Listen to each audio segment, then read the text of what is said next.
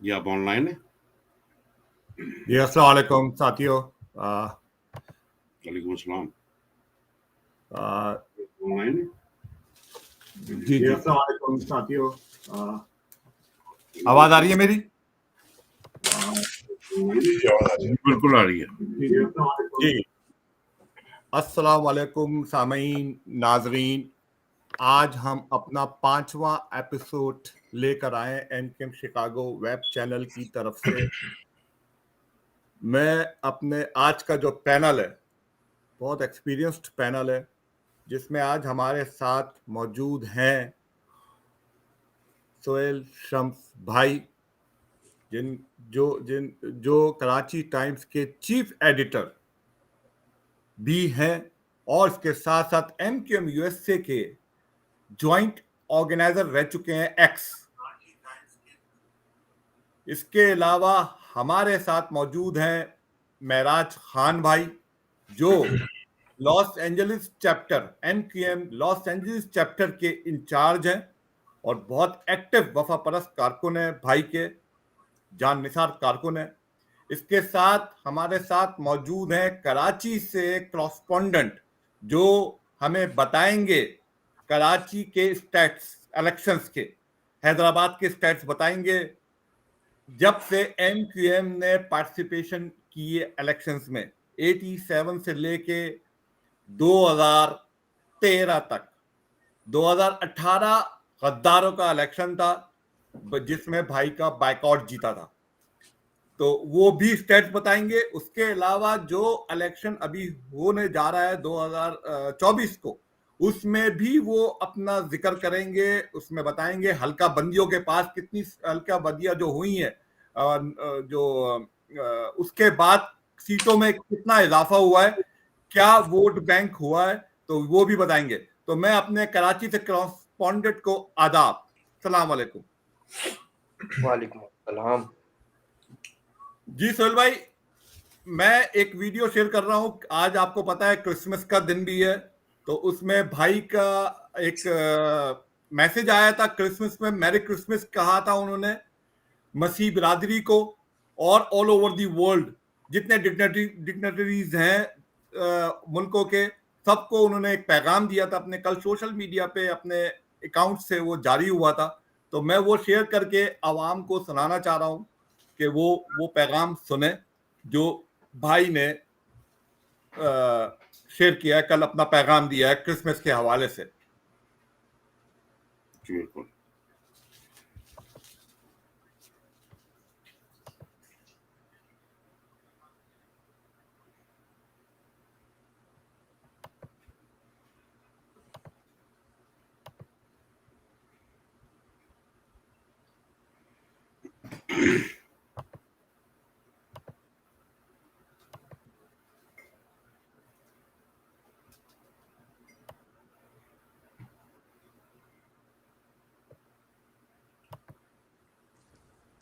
मुअज़्ज़िज़ ख़वातीन हज़रात, मैं पाकिस्तान में रहने वाले और दुनिया भर में रहने वाले तमाम मसीह बिरादरी से ताल्लुक़ रखने वाले अफराद को, माओ बहनों, बेटियों, बच्चों, बच्चियों और यूथ, मिलीनियल्स, सबको क्रिसमस की दिल की गहराइयों से मुबारकबाद पेश करता हूँ। और खास तौर पर मैं पाकिस्तान में रहने वाले उन साथियों से, उन मसीही साथियों से जो 9/0 पर क्रिसमस ईव को मेरे घर केक लाते थे और हम मिलके सेलिब्रेट करते थे, दुआएं करते थे। आज वो दिन बहुत याद आ रहे हैं। उन साथियों को भी मेरा आदाब और merry Christmas and a happy new year. और मैं मुसलमानों से भी कहता हूं कि ईसा अलैहिस्सलाम की पैदाइश आपको भी मुबारक हो। तमाम पैगंबरों को हम मानते हैं और उनके पैगाम को बातों को दूसरों तक भी पहुंचाते हैं। लिहाजा हम ईसा अलैहिस्सलाम की पैदाइश पर मुसलमानों को भी मैं मुबारकबाद पेश करता हूं। अल्लाह ताला आप सबको हिफ्ज़ व अमान में रखे और जो मौजूदा मुल्क के हालात हैं अल्लाह ताला उसमें बेहतरी लाए, जो अवाम के, पाकिस्तान के अवाम के मफाद में हो। अल्लाह ताला पाकिस्तान के अवाम के लिए ऐसे अच्छे हालात पैदा कर दे। इन दुआओं के साथ इजाजत चाहता हूँ। खुदा हाफिज। आदाब।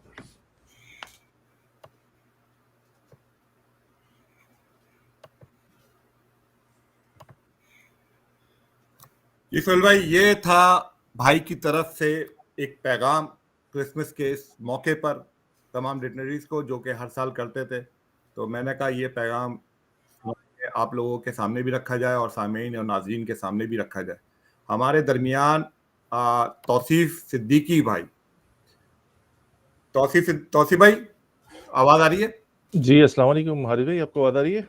जी जी तौसीफ भाई आवाज आ रही है। बहुत शुक्रिया हारिस भाई, thank you so much. Tauseef भाई, हमारे साथ तौसीफ सिद्दीकी भाई भी आ गए हैं।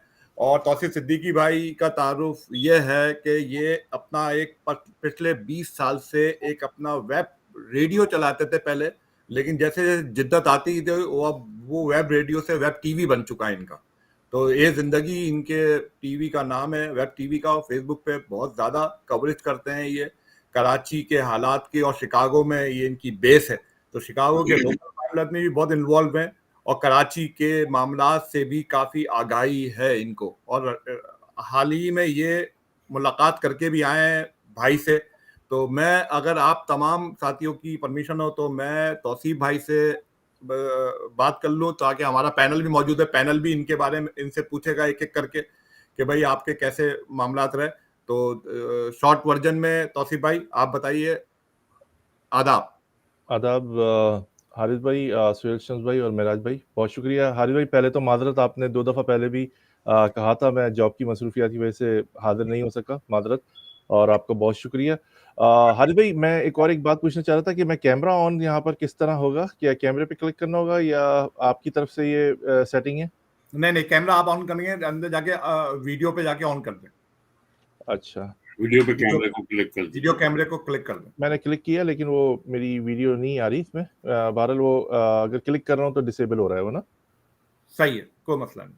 ठीक है जी। हारिस भाई किस हवाले से बात करना चाह रहे थे? सॉरी, जरा रिपीट कीजिएगा, मैं जरा सेटिंग कर रहा था चीजों की। जी तौसीफ भाई, बस मैं ये कह रहा था, जब अभी आप अभी गए थे पिछले दिनों लंदन, जी भाई से आपकी मुलाकात रही, और कैसा पाया अपने भाई को, और क्या वहाँ के मामलात रहे, जो मतलब आप थोड़ा शेयर करेंगे भाई से, और किस तरीके से भाई ने आपको वेलकम किया और आपको रिकॉग्नाइज किया? जी, बहुत शुक्रिया हारिस भाई। 20 सितंबर को जाना हुआ था इंग्लैंड, और खुसूसी तौर पे बुलाया गया था। मैं शुक्रगुजार हूँ राब्ता कमेटी के कन्वीनियर साहब का, मुस्तफ़ा अजीज़ाबादी भाई का, और जितनी भी पूरी मेंबरान हैं उनका, कि उन्होंने खुसूसी तौर पे बुलाया था कवरेज करने के लिए अल्ताफ़ हुसैन साहब की 70वीं सालगिरह के मौके पर। तो इस सिलसिले में वहाँ जाना हुआ, बहुत सारे लोगों से मुलाकात हुई, और बड़ी दिल की गहराइयों से और बड़ा ज़बरदस्त इस्तकबाल किया वहाँ पर। और लोग, बहुत सारे आपके कारकुनान से मुलाकात हुई। एक अजीम उश्शान, मैं कहता हूँ ज़बरदस्त किस्म का मिसाली नज़्म व ज़ब्त देखने को मिला। मैं आपको पता है हारिस भाई, बहुत सारे तकरीबात में जाता हूँ और बहुत सारे मामलात देखता हूँ, चीज़ें किस तरह प्रेस कॉन्फ्रेंसेज हो रही हैं, किस तरह कवरेजेस हो रही हैं, जहाँ पर वहाँ जाके मुझे अंदाज़ा हुआ कि किस तरह इज्जत दी जाती है और किस तरह अपने मेहमान को सर पे बिठाया जाता है। वाकई जो सिर्फ सुना था, इससे पहले मैंने सिर्फ वीडियोज़ में, किताबों में, अखबारात में पढ़ा था, लेकिन वहाँ जाके मैंने देखा। उसके बाद जो बड़ी अहम बात ये थी कि अल्ताफ़ हुसैन साहब को हमेशा शो किया जाता है कि जैसे मुल्क के गद्दार हैं जैसे वो, और उन्होंने मुल्क के साथ नाइंसाफियां की हैं, लोगों को सिर्फ उन्होंने बुराइयां देने के अलावा कुछ नहीं, उनके लिए बड़ी बुराइयां की जाती हैं। वो तो बड़े हम्बल आदमी है, और जब उन्होंने अपनी तकरीर खत्म की तो उन्होंने कहा कि पाकिस्तान जिंदाबाद। जो उनके मैं बहुत सारे लोग भी आपके प्रोग्राम की तवज्जुह से बात करते हैं, पूछते हैं भी हैं, और बता रहा हूँ आपके प्रोग्राम की तवज्जुह से कि मैंने कुछ बात उनके कान में कही तो वो एकदम चौंके। तो लोगों ने ये भी पूछा कि आपने क्या कहा? तो वो मेरे और उनके दरमियान में थी बात। और दूसरी एक बात मैं आपसे शेयर करूँगा, तकरीबन जब मैंने प्रोग्राम अपना शुरू करना शुरू किया था 17-18 साल पहले, तो एक बुजुर्ग खातून, ये बड़ा अहम वाकया आपको बता रहा हूँ मैं, ने मुझे कॉल की और कहा कि मैंने सुना है कि आपके डायरेक्ट ताल्लुकात जो हैं अल्ताफ हुसैन साहब से। मैंने कहा नहीं, काफ़ी बुजुर्ग खातून थी। मैंने कहा नहीं, ये मेरे ख्याल में आपको कुछ गलतफहमी हुई है। मेरा उनसे कभी मेरी ना फ़ोन पर बात हुई है, ना कभी मेरी मुलाकात हुई है। तो उन्होंने मुझे बात कही कि इनकी पेशानी पर अगर बल नहीं हो, कभी आपकी मुलाकात हो, तो देखिएगा अगर इनकी पेशानी पर बल है या नहीं है। तो यकीन करें हारिस भाई, ये इतनी पुरानी बात है लेकिन मेरे दिमाग में थी। जो मैंने सबसे पहले जब उनके करीब मैं गया और उनसे बात की तो मैंने सबसे पहली चीज़ यही देखी थी कि उनके माथे पर बल है या नहीं है। तो मैं बड़ा शॉक हुआ कि इतनी उम्र रसीदा औरत ने ये बात क्यों कही और इसके पीछे क्या मकासद थे। तो मैं थोड़ी देर तक सोचता रहा आने के बाद भी वहाँ से प्रोग्राम के, तो उसमें यही बात थी कि बड़ी ज़बरदस्त हस्ती है कि कोई चीज़ अपने दिमाग के ऊपर नहीं लेते वो। तो सोच के बाद देखें, उम्र के साथ-साथ आपके भी बल आ जाते हैं, लाइनें आ जाती हैं। और बड़े हम्बल आदमी थे, बड़ी मोहब्बत से मुझसे मिले और पहला सवाल जो था उनका ये था कि कहाँ ठहरे? तो मैंने उनसे कहा कि मैं होटल में ठहरा हूँ। तो उनको उन्होंने कहा आप होटल में ठहरे हैं? ऐसा लगा कि जैसे वो ये चाह रहे थे कि आप मेरे साथ ठहरते या मैं जहाँ आपको रखता, जहाँ वो मुझे ठहराना चाहते थे। तो उनको ये आजकल के दौर में कौन करता? और इंतहाई डाउन टू द अर्थ आदमी, जो मेरी मुलाकात हुई, उनसे बात हुई और मैंने कुछ लोगों का कहा कि सबने आपको सलाम कहा है। और अब आपके ही प्रोग्राम की तवज्जुह से एक बात कहूँ कि हारिस भाई, यकीन करें जब मैंने बकिंघम पैलेस के सामने वीडियो वायरल की कि मैं कल कवरेज करूँगा अल्ताफ हुसैन साहब की बर्थडे को, तो यकीन करें मेरे पास 100 नहीं, 1000 नहीं, लाखों की तादाद के अंदर व्हाट्सएप मैसेंजर पर लोगों ने और व्हाट्सएप मुझे करके और मैसेज करके कहा कि हमारा सलाम उनको सिर्फ कह दीजिएगा। और फर्दन लोगों को सलाम कहना बड़ा मुश्किल था, लेकिन उन्होंने, अगर आप वो वीडियो आपने देखी हो तो उसमें उन्होंने कहा कि सबको वालेकुम सलाम, और ये एक मोहब्बत थी। और मैंने जो उनके अंदर आजिज़ी इंसारी जो देखी, ये बहुत कम लीडरों में है। अमूमन तो आप लीडर के करीब जा ही नहीं सकते। पहली बात तो ये, आप हाथ मिलाना तो बहुत दूर की बात है, आप उनसे बात ही नहीं कर सकते। लेकिन उनसे मिलने के बाद बड़ा अच्छा लगा मुझे। और जिस तरह उन्होंने पाकिस्तान ज़िंदाबाद का और पाकिस्तान की देखें खराबियों पे बात कर रहे हैं। जो मैंने जो पॉइंट लिया, वो वहाँ के सिस्टम की बात कर रहे हैं कि ये भी गलत हो रहा है, अदलिया का निज़ाम उठा के देख लें। आम आदमी भी, एक जो थोड़ा बच्चा शऊर भी रखता है 12-13 साल का, वो भी यही कह रहा है कि वो मायूस हो चुका है। वो भी तालीमी माहौल देख लें आप। आप अभी देखें, राव अनवर का इंटरव्यू आया अभी कुछ दिनों पहले, वो साफ कह रहे हैं कि आप इंसाफ लेने जाएँगे कहाँ? सारी जगह हमारे आदमी बैठे हुए हैं। तो ये बच्चे जो हैं, हमारा जो आने वाली जनरेशन है, इससे भी अल्ताफ हुसैन साहब मुखातिब हुए तो वो मायूस ही होंगे ना बच्चे, फिर कहाँ जाएँगे बच्चे? जी, बहुत शुक्रिया हारिस भाई। बहुत शुक्रिया, बहुत बहुत शुक्रिया तौसीफ भाई आपका। आज हमारे पास एक्चुअली 3 से 4 टॉपिक, अगर आप चाहें तो हमारे साथ हैंग राउंड हो सकते हैं, हम आपसे पॉइंट्स लेते रहेंगे। अगर मेरे पैनल को, मिराज भाई को अगर बात करनी है तौसीफ भाई से, और सोहेल शम्स भाई को अगर बात करनी है तौसीफ भाई से, तो तौसीफ भाई हमारे दरमियान मौजूद हैं। तो मैं इनकी शुक्रिया भी अदा करता हूँ कि माशाल्लाह से अपने खर्चे पे वहाँ गए, बेटे को साथ लेके गए, अपनी जनरेशन को आगे पास आउट किया इन्होंने कि देखें महाजिरों के कायद। तो मिराज भाई, अगर आप तौसीफ अच्छा भाई। हारिस भाई, एक बात और ऐड कर दूं कि एक तासुर ये भी दिया जा रहा था कि एमकेएम में सिर्फ ओवर 55-60 वाले लोग रह गए। लेकिन जब मैं वहां गया, एक तो हॉल बड़ा खचाखच भरा हुआ था, बैठने की भी जगह नहीं थी। और ये बाय इनविटेशन ओनली था। अगर ये ओपन आवाम के लिए होता तो मेरे ख्याल में लोग बाहर तक उबल रहे होते और बैठने की तो बहुत दूर, खड़े होने की जगह नहीं होती वहां पर। मैंने जो देखा कि 80 साल का भी आदमी मिला और मुझे 2 साल का बच्चा भी मिला। ये एक बात थी। और ये एज डिफरेंस, जो लोग अभी मैं कहूँगा कि तासुर दे रहे हैं कि अब इनके पास वो बूढ़े किस्म के लोग रह गए, चंद रह गए, लेकिन ऐसा मुझे कुछ नजर नहीं आया वहां। जी जी मिराज भाई। जी हारिस भाई शुक्रिया। नहीं, तौसीफ भाई से मेरी मुलाकात एक दफा आपके आपके शिकागो में एक प्रोग्राम में वहां पर सरसरी सी हुई थी।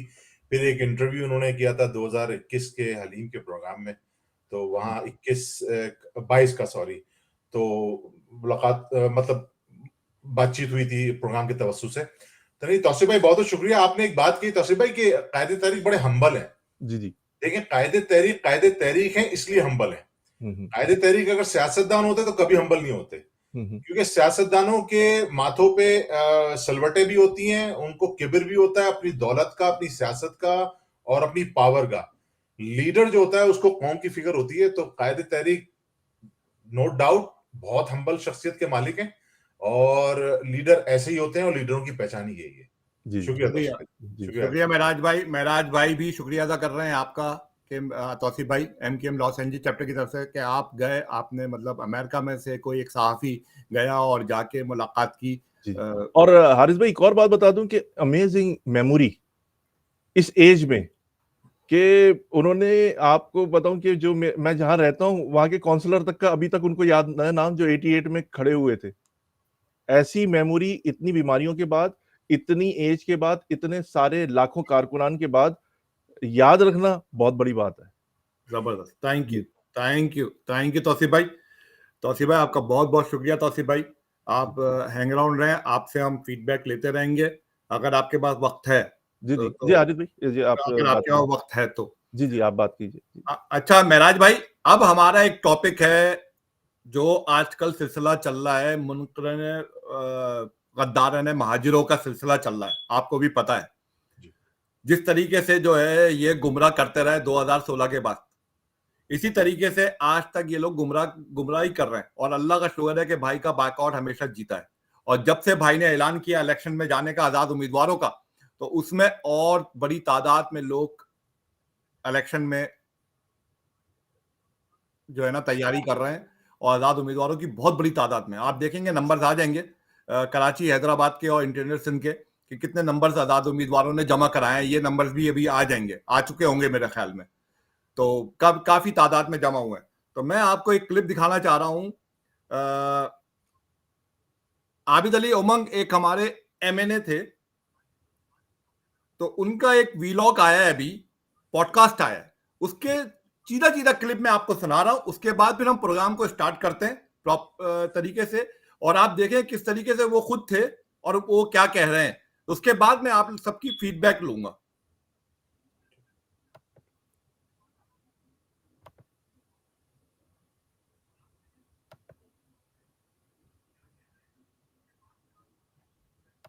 मुझे क्या पता लीडर को ना,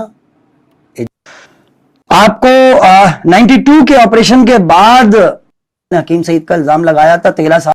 सर शौदा फंड थोड़ा सा, I am proud to be a teacher. मैंने बादशाह से पढ़ाया है। I am proud to be a teacher. और पढ़ाई मैं टीचर था जब MNA बना, वापस आके टीचर बना। तो मेरा ख्याल है मैं सियासत को कहता हूं visit to a corridor of power. मैं ताकत के ऐवानों में, ताकत की राहदारियों में एक विजिट के लिए गया था। मैंने विजिट किया, जो कुछ वहां से मुझे मिला मैं डाकिया था, मैंने लोगों तक दिया। जिस वक्त मैं MNA शिप से वापस आया उसके 3 महीने बाद मेरे पास मकान का किराया नहीं था। साल भर तक कमबख्त जो है मुझे कोई नौकरी देने के लिए तैयार नहीं था। मैं नौकरी बड़ी मुश्किल से ढूंढता रहा।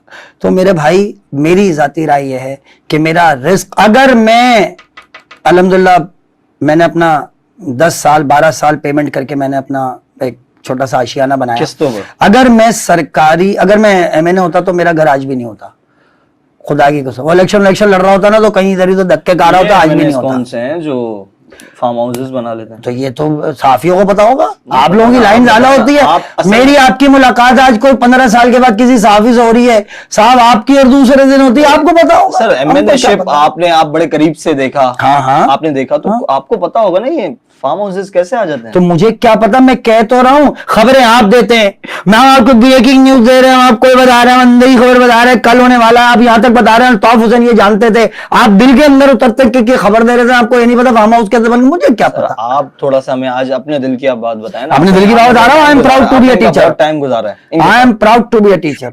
ये मेरे दिल की बात है और पूरी दुनिया को मालूम है। मैं हमेशा हर एक से कहता हूँ, मैंने MNA शिप होकर तो मैं खुदा की कसम 42,000 रुपए तनख्वाह थी, 8,000 रुपए मैं उसके दे देता था ज़कात फितर के। मेरे पास तो उसके पैसे नहीं बचते थे। मैं आज 40,000 रुपए का एक बैच पढ़ाता हूँ। तो भाई मैंने अपना घर बना लिया, मैंने बच्चों का रिस्क पूरा कर दिया, अल्लाह ताला का करम है। 40,000 रुपए गुजारा किया, अल्हम्दुलिल्लाह, वो काफी थे मेरे लिए। 42,000 रुपए के चक्कर में आप पढ़ेंगे तो इधर तो MNAs और MPs को अपनी तनख्वाह नहीं पता। तो मुझे क्या पता यार।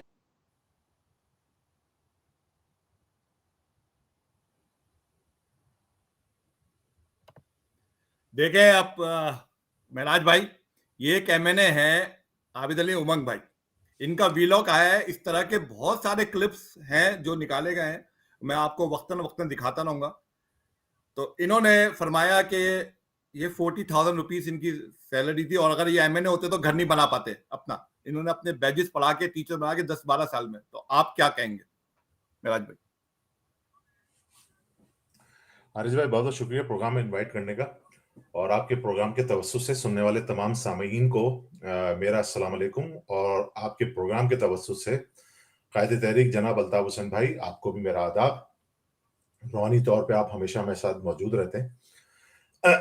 हारिस भाई, प्रोग्राम का स्टार्ट आपने जैसे तौसीफ भाई की बातों से किया। तौसीफ भाई ने जैसे अपनी मुलाकात का पूरा अहवाल बताया कायद के बारे में, और अभी ये वीडियो क्लिप देखने के बाद आपको याद होगा मैंने लास्ट प्रोग्राम में एक बात कही थी, और उससे भी लास्ट प्रोग्राम में बात की थी, ये मैं तीसरी दफा दोहरा रहा हूँ और बड़े फख्र के साथ दोहरा रहा हूँ कि पाकिस्तान की तमाम जमातें, सियासी जमातों का अगर आप एक तरफ तजिया करें और एक तरफ कायदे तहरीक अल्ताफ हुसैन भाई की MQM का तजिया करें, तो आपको बड़ा वाज़ेह फर्क मौजूद नजर आएगा। और लास्ट टाइम भी मैंने ये बात कही थी और इस दफा फिर कह रहा हूँ कि ये तारीख हमारी दोबारा रकम होने जा रही है। एक दफा हम पहले कर चुके हैं और ये दोबारा रकम होने जा रही है कि हम आम middle class, lower middle class, बिल्कुल लोअर मिडिल क्लास तबके को, और यही टीचर्स, टीचर्स हो गए, अपना नौकरी पेशा लोग, ये सब middle class, lower middle class में इनकी कैटेगरी आती है। तो इन सब के ऊपर ही कायदे तहरीक एक दफा फिर अपना एतमाद करके आम अवाम, ये सारे आम अवाम में आते हैं, इनका ताल्लुक कोई सरमाएदारों से या जागीरदारों से नहीं है, आम अवाम है ये, इनको दोबारा ऐवानों में भेजने की तैयारी की जा रही है। तो ये तो हमारी जमात का, कायदे तहरीक अल्ताफ हुसैन भाई की जमात MQM का हमेशा से वतीरा रहा है, हमेशा से, कि ये नहीं कि वादे तो आपने कहे कि भाई आवाम की जमात है, लेकिन जब रूलिंग का टाइम आए, जब ताकत बांटने का टाइम आए, तो वो फिर आप ताकतवर लोगों को ही ताकत बांटे। नहीं, ऐसा नहीं है। कायदे तहरीक अल्ताफ हुसैन भाई ने हमेशा अपनी आवाम की बात की है, अपने कारकुनान की बात की है, अपने शहीदों की फैमिलियों की बात की है। और आपको याद होगा कि आज से तकरीबन 3 साल पहले कायदे तहरीक अल्ताफ हुसैन भाई ने अपनी सिक्योरिटी हटा दी थी, बल्कि अब 4 साल होने को आ रहे हैं। सिर्फ वजह यही थी कि फंड्स की कमी थी, और कायदे तहरीक अल्ताफ हुसैन भाई किसी भी सूरत में शहीदों की फैमिलियों को जो पैसे जाते थे उनमें रुकावट नहीं चाहते थे। तो सिक्योरिटी के पैसे भी फिर हम उस मद में इस्तेमाल करना शुरू हो गए कि कायदे तहरीक अल्ताफ हुसैन भाई का हुक्म था कि शहीदों की फैमिलीज को, और जो जरूरतमंद है, जो असीर हैं, लापता हैं कारकुनान, उनकी फैमिलीज को पैसे किसी भी तरह से मदद रुकनी नहीं चाहिए। तो ये तो हमारा कायद है। तो फिर हम क्यों ना फख्र करें अपने कायद के ऊपर। हम तो 2016 के बाद देखा जाए तो जो बड़े बड़े नाम थे, जो सब बड़े बड़े नाम क्या थे, वो बड़े बड़े जिम्मेदार थे। नाम तो मैं उनको नहीं कहूंगा, हमारी तहरीक में सिर्फ एक ही नाम है, वो अल्ताफ हुसैन। तो वो तो जब वक्त बुरा आया तो वो छोड़ छोड़ के जाने लग गए। आप और मैं और सोहेल भाई जैसे और ऐसे हजारों कारकुनान भले से तादाद में कम है, लेकिन कम से कम हमारा सीना इस बात पे चौड़ा हो जाता है और हम बड़े सुकून से सोते हैं कि हम आज भी अपने कायद के साथ खड़े हैं और हम आखिरी सांस तक खड़े रहेंगे। ये लोगों ने बातें तो बहुत की, बड़े बड़े फलसफे बयान किए कायदे तहरीक के बारे में, और कायदे तहरीक की तारीफों के पुल बांधते थे और बड़े बड़े लेक्चर्स देते थे नज्म ज़ब्त के ऊपर, लेकिन वो सब गद्दार हो गए। तो ये तो अभी जैसे इंसाफ का आपने जैसे अगर ये किसी और जमात से इनका ताल्लुक होता और ये MNA MP होते तो आज ये इस तरह के कोई मतलब छोटे से कोई चैनल नहीं, बल्कि एक बड़े मीडिया हाउस में बैठे होते और वहां इंटरव्यू दे रहे होते। तो इनका हालत देख के अंदाजा हो रहा है कि इन्होंने कम से कम अपनी ताकत को अब्यूज नहीं किया, और कर भी नहीं सकते थे, क्योंकि अल्ताफ हुसैन भाई ने हमेशा इसी बात की तलकीन की अपने कारकुनान को भी, अपने जिम्मेदारान को भी, कि आवाम पहले है, कौम पहले है, जिम्मेदारियां तो आनी जानी चीज है। और अगर हारिस भाई अगर गद्दारों के हवाले से भी अभी बात करनी है तो मैं अभी बात कर लेता हूं, नहीं तो फिर आप अगर दूसरा सवाल नहीं, अभी करते हैं, सब करेंगे। अभी सिर्फ मैं आपको प्रीव्यू बता रहा हूं। तो तौसीफ भाई, आपने ये क्लिप देखा? जी तौसीफ भाई लाइन पर है आप? जी मैं लाइन पर हूँ। आवाज आ रही है आपको? जी आवाज आ रही है। तौसीफ भाई, आपने ये क्लिप देखा? शेयर किया था मैंने। ये क्लिप में ये कह रहे हैं आबिदुल यूंग है, तो आपका क्या एक्सपीरियंस रहा? आप थोड़ा बताइए कि एमकेएम का जो रहा है ना वतीरा, देखें उसकी एग्जाम्पल, और ये अल्लाह ताला कुदरत की तरफ से आ रही है सब चीजें। ये एमकेएम ने नहीं बोला इनको कि तुम आके वीडियो लॉग बनाओ और ये बातें कहो इस टाइम पे क्या इलेक्शन हो रही है। खुद ही एक वीलॉग इंडिपेंडेंट पॉडकास्ट है ये। तो आप क्या कहते हैं? देखिए हारिस भाई, मैं दो बातें और एक वाकया आपसे शेयर करूंगा। बड़ा जबरदस्त वाकया है और मैं अपने प्रोग्राम में भी शेयर कर चुका हूँ वो वाकया। और ये चंद लोगों के दरमियान में ही था ये वाकया, वो भी शेयर करूंगा। और एक जगह मैं आपको बता दूं कि जितने भी दुनिया में लीडर आए ना, जितने भी, उन्होंने हमेशा जो डिपेंड किया है ना, वो क्वांटिटी पे नहीं, क्वालिटी पे डिपेंड किया है। कि देखें आज देखें पीटीआई को देख लें कि कितने लोग थे उनके साथ, आज कितने लोग उनके साथ बैठे हुए हैं। ये तो उस वक्त देखा जाता है जब पार्टी के ऊपर किसी भी या लीडर के ऊपर मुसीबतें आती हैं, तो उस वक्त उनके लोगों को देखा जाता है कि वो उनके साथ कितने जुड़े हुए हैं। अच्छा, दूसरा एक वाकया जो सादगी की बात कर रहे हैं, जिस तरह ये इन्होंने साहब ने कहा कि मेरे पास रेंट का अपार्टमेंट है, इतना ये है। लेकिन 97 में जब मैं अमेरिका आ रहा था तो मेरी मुलाकात हुई फारूक अहमद साहब से, जो वालिद थे डॉक्टर इमरान फारूक साहब मरहूम के। ठीक है, एम्बेसी रोड पर मेरी रहाइश थी, तो मुलाकात एक दोस्त के तवस्सुस से हुई वहां पर। तो उनको सारे अखबारात दिए जाते थे, सिर्फ एक अखबार उनको नहीं दिया जाता था पढ़ने के लिए। मेरे ख्याल में उस वक्त वो एमएनए थे उस वक्त, तो उनको अमन अखबार नहीं दिया जाता था। तो वो एम्बेसी रोड से अपारा वॉक करके जाया करते थे। और मैंने जो उनकी हालत देखी, उनके कमरे में मैं बैठा हुआ था, तो उनके पास सिर्फ एक सूट लटका हुआ था उनके क्लोजेट के अंदर, और वो कुर्ता पजामा और ब्लैक कलर की वास्केट, और उनके पैरों में सिर्फ एक चप्पल थी, कोई जूता नजर नहीं आया मुझे। बाटा की जो 2 पट्टियों वाली चप्पल होती है सफेद रंग की, वो थी। ये एमएनए की मैं बात बता रहा हूँ आपको। तो मैंने उनसे कहा कि अंकल, आप, मेरी उम्र भी उस वक्त 18-17 साल थी, तो मैंने उनसे कहा कि आप अपारा इतनी दूर वॉक करके जाते हैं, नीचे आपके पास गाड़ी खड़ी हुई है 97 की और ड्राइवर भी है, तो आप क्यों नहीं जाते, गाड़ी में बैठ के चले जाए करें, इतने बुजुर्ग आदमी है। तो उन्होंने बताया कि नहीं बेटा, ये मेरी जाती जरूरत है, अब ये गवर्नमेंट का पैसा है, मैं क्यों इसका पेट्रोल खर्च करूं।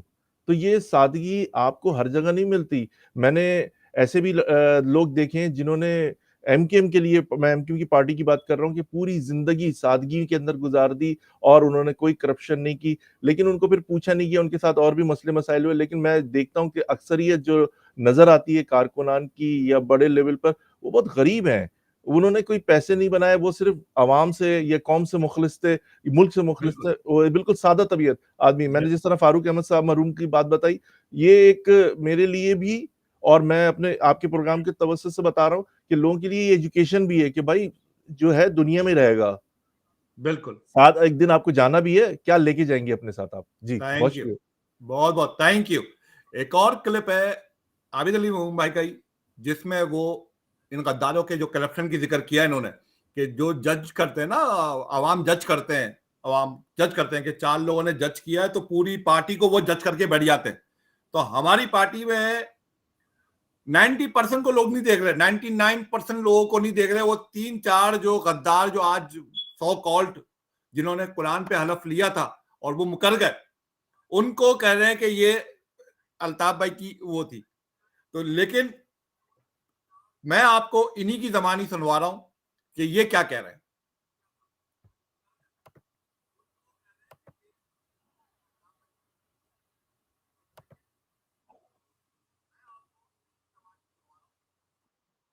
हकीम सईद का इल्जाम लगाया। सर ये शौदा फंड थोड़ा सा, I am proud to be a teacher. Sir ये शौदा फंड थोड़ा सा इसके बारे में बताएंगे? हाँ, अच्छा हुआ, मेरे ख्याल में आपको टाइम 4-5 मिनट का मिल गया, तो इसलिए आपने गुजारना। शौदा फंड जो हमारे लोग मारे जाते थे ना, और कत्ल किए जाते थे, मावरे अदालत, मिसिंग्स, उनके बच्चों की शादियां, उनके स्कूल के बच्चे, उनके इस बच्चों की स्कूल की फीस, उनका राशन, वो सब चीज़ें, दे आर कॉल्ड शहदा फंड। वो शहदा के लिए होता था और होना चाहिए। मेरे ख्याल में हर पॉलिटिकल पार्टी को अपने कारकुनान के लिए करना चाहिए। मतलब इस वक्त पीटीआई को भी एक फंड बनाना चाहिए। वो खान साहब कुछ बनीगाला का कुछ पोर्शन वोर्शन बेचें और उसका पैसा किसी फंड में डालें और फंड में डालकर पीटीआई के कारकुनान के केसेस लड़ने के लिए रखें। खाली अपना केस थोड़ी लड़ना है खान साहब ने, उनका केस लड़ते रहे। वो मरवत साहब खड़े होकर जो वो रोज चूरन बेचते रहे और बैठकर वो पीर नहीं जा रहे हैं और वापस आ रही हैं और खान साहब जा रहे हैं और वापस आ रहे हैं, से बाहर निकले। ये जो पूरे पाकिस्तान के अंदर उनके नाम पर जो कारकुन बेचारा मर गया ना, उसको उसका सोचें। यही फर्क है कि इनके I am proud to be a teacher. Sir ये वोट वैसे ही पड़ता था जैसे 2013 में हमने इलेक्शन में देखा है कि एक बंदा घर बैठा और वोट पड़ जाता था। बिल्कुल सही है, आप वोट ऐसे ही पड़ता था जिस तरह खान साहब को 2018 के अंदर बनवाया गया, वोट उसी तरह पड़ता था जिस तरह 2018 के अंदर। बात खत्म हो गई। या तो आप ये माने कि खान को जो वोट पड़ा वो जाली था, आप माने कि नवाज शरीफ को जो वोट पड़ा वो जाली था, आप मानिए कि आसिफ जरदारी पीपल्स पार्टी को जो वोट पड़ा वो जाली था। अगर मानते हैं तो एमकेएम का वोट जाली था, और अगर उनका जेन्युइन वोटर था तो उनसे ज्यादा जेन्युइन वोटर एमकेएम का था। सर नेक्स्ट क्वेश्चन आपसे ये है कि झंडा किसने जलाया? मैं फिर उसका जवाब यही दूंगा कि ये तो आप उठाइए तारीख। एमकेएम का झंडा, अगर पाकिस्तान का झंडा जलाने की सजा एमकेएम का कोई कारकुन था बकौल आपके, केस ने जलाया, आप सवाल कर रहे हैं, केस चला होगा ना कोर्ट में, किसको सजा हुई? तो छोड़ें सर, 25 साल पुरानी चीजें कोर्ट में चल चुकी हैं। सवाल ही ना करें। अगर जलाया था एमकेएम ने तो सजा होनी चाहिए थी, नहीं हुई तो नहीं जलाया था। अवाम के दिमाग में क्या चीज डाली जा रही थी एमकेएम के खिलाफ? ये आपके कराची से बाहर की अवाम, कराची की अवाम जानती थी, वो तो जानती तो थी। कराची की अवाम ने वोट दिया, हमें जरूरत ही नहीं थी बाहर वालों को क्लियर करने की। हम तो अपने सर्वाइवल पे थे। आप मुत्तहिदा कौमी मूवमेंट की तरफ जा रहे थे, आपने पूरे वहीं से तो रोका गया। तो अब पहले बात यह है सर, मैं कार खरीदना चाहता हूं, ठीक है, और मुझसे बाइक छीनने की कोशिश की जाए तो मैं कार खरीदने के लिए बाद में जाऊंगा, पहले अपनी बाइक बचाऊंगा। मैं अपनी बाइक बचा रहा था साहब, मैं तो अपने सर्वाइवल की जंग लड़ रहा था, मुझे जरूरत ही नहीं थी कि मैं कार की तरफ जाता। भाई मुझे जब कराची के अंदर, कराची से बाहर नहीं निकलने दिया जा रहा था, तो सबसे पहले मैं अपनी बेस पे काम कर रहा था। मैंने कराची के अंदर काम किया और कराची के वोटर को असल सूरत हाल से आगाह करता रहा। सबूत यह है कि कराची का वोटर जो है वो एमकेएम को वोट देता रहा।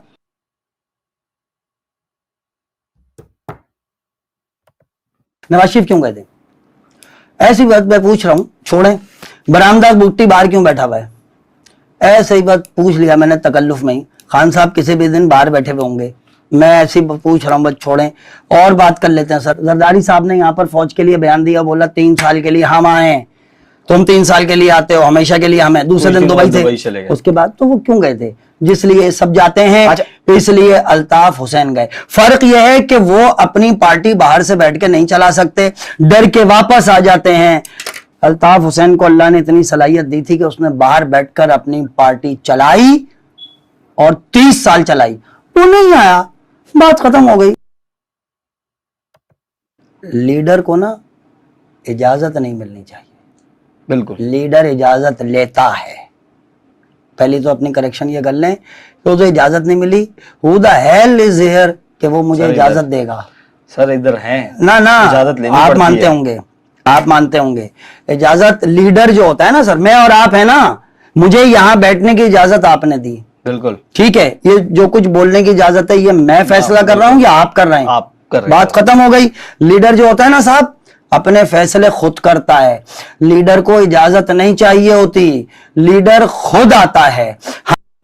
सफाई मुहिम होती थी एक मरतबा 90 में। सर ये सफाई मुहिम में हमने देखा बड़े बड़े लोग, अल्ताफ हुसैन साहब खुद भी झाड़ू लगाते थे, उसके साथ ये फारूक सत्तार और बड़े आपके जितने आजकल बड़े जिनको हम आला ओहदेदार कह लें वो भी लगाते थे। तो ये था क्या, ये कॉन्सेप्ट क्या था अल्ताफ हुसैन? सफाई मुहिम तो अभी भी हो रही है, बस ये कि अब सड़कों पे नहीं होती, पार्टियों में होती है। छोड़ें वो काम की बात करें। आप ये कह रहे थे कि कॉन्सेप्ट क्या था ये अल्ताफ हुसैन का? कॉन्सेप्ट ये था कि आप हाथ में झाड़ू पकड़कर तकब्बुर छोड़ दें, ये कॉन्सेप्ट था। एमएनए हो, लीडर हो, सड़क पे झाड़ू लेकर खड़े हो जाओ, तकब्बुर छोड़ो। और वो तकब्बुर छुड़वा दिया। मैं तो स्कूल टीचर था, मुझे घर से बुला के एमएनए बना दिया था, कॉल करके कहा था। 4600 रुपए खर्च हुए थे मेरे टोटल मेरे इलेक्शन में। वो कार्ड खरीदे थे टेलीफोन के, कपड़े मुझे एक पार्टी ने दिए थे, मेरे पास वेस्ट कोट्स नहीं थी, तो वो वेस्ट कोट अभी भी मैं पहन के बैठा हूँ, तो ये शौक है मेरा।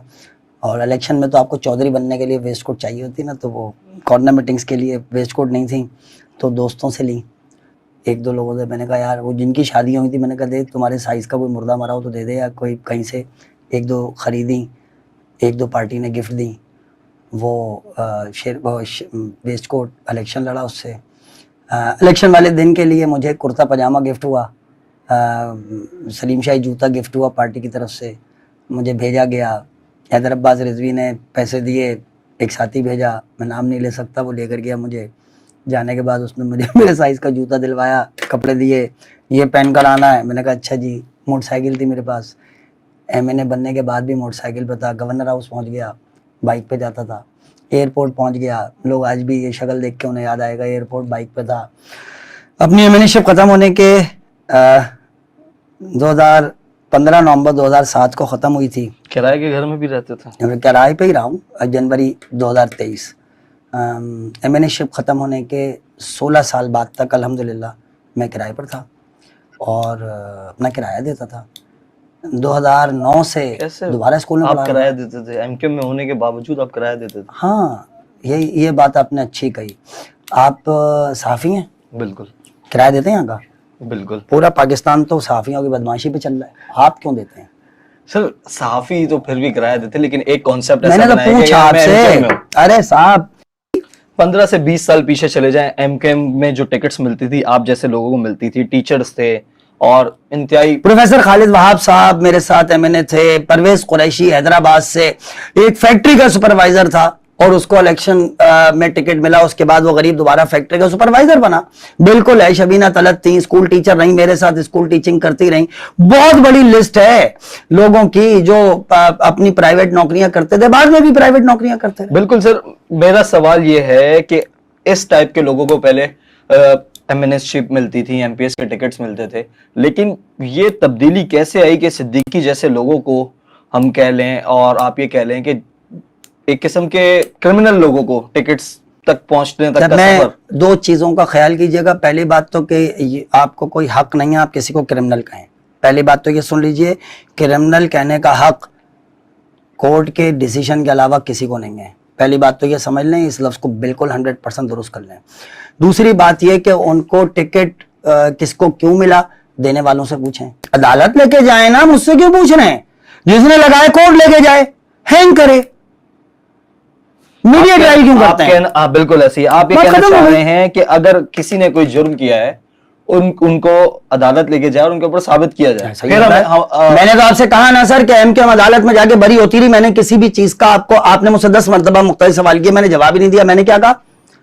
हकीम सईद केस कोर्ट से जीतते हैं। मैंने आपको वो हवाला दिया जिसको दुनिया इखलाकी तौर पर दलील मानती है। अच्छा मैंने आपसे कहा जी हकीम सईद केस वहां से खत्म होता है, मेजर कलीम केस वहां से खत्म होता है, ईरानी कैडेट केस वहां से खत्म होता है, ठीक है जी। इवन सलाउद्दीन केस, तकबीर का एडिटर, आपको बहुत सारे तो याद भी नहीं होंगे, वो केस वहां से खत्म होता है। अजीम तारिक का केस वहां से खत्म होता है। अरे अजीम तारिक के केस में अगर MKM इन्वॉल्व थी तो भाई 8 साल से भी लोग मौजूद है ना, खोलो, रीओपन करो और उनको सजाएं दिलवाओ यार कम से कम। अरे जब हसीना वाजिद वहां पर बैठकर जो है वो 71 के लोगों को, जो 80 साल के बूढ़े को फांसी पर लटका सकती है केस चलाकर, आप ओपन करें केस, लगाएंगे जनाब, ये गलत।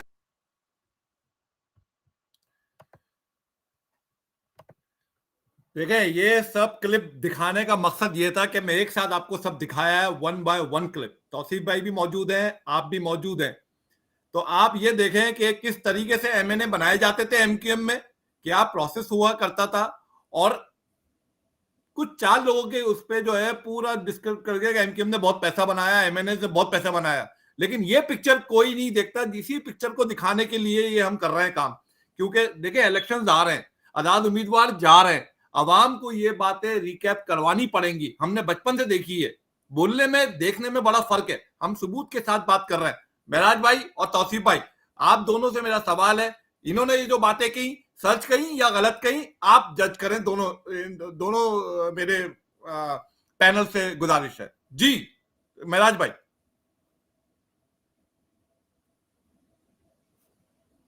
महराज भाई आवाज नहीं आ रही, आपकी आवाज नहीं आ रही, म्यूट ऑन कर। जी, अब आवाज आ रही है? जी आ रही है महाराज भाई। जी, हारिस भाई, ये तो हकीकत है। और चूंकि आपने मतलब हमारा तो जो वो 50 होंडा 50 थी, वो तो हमारा सिंबल रहा है।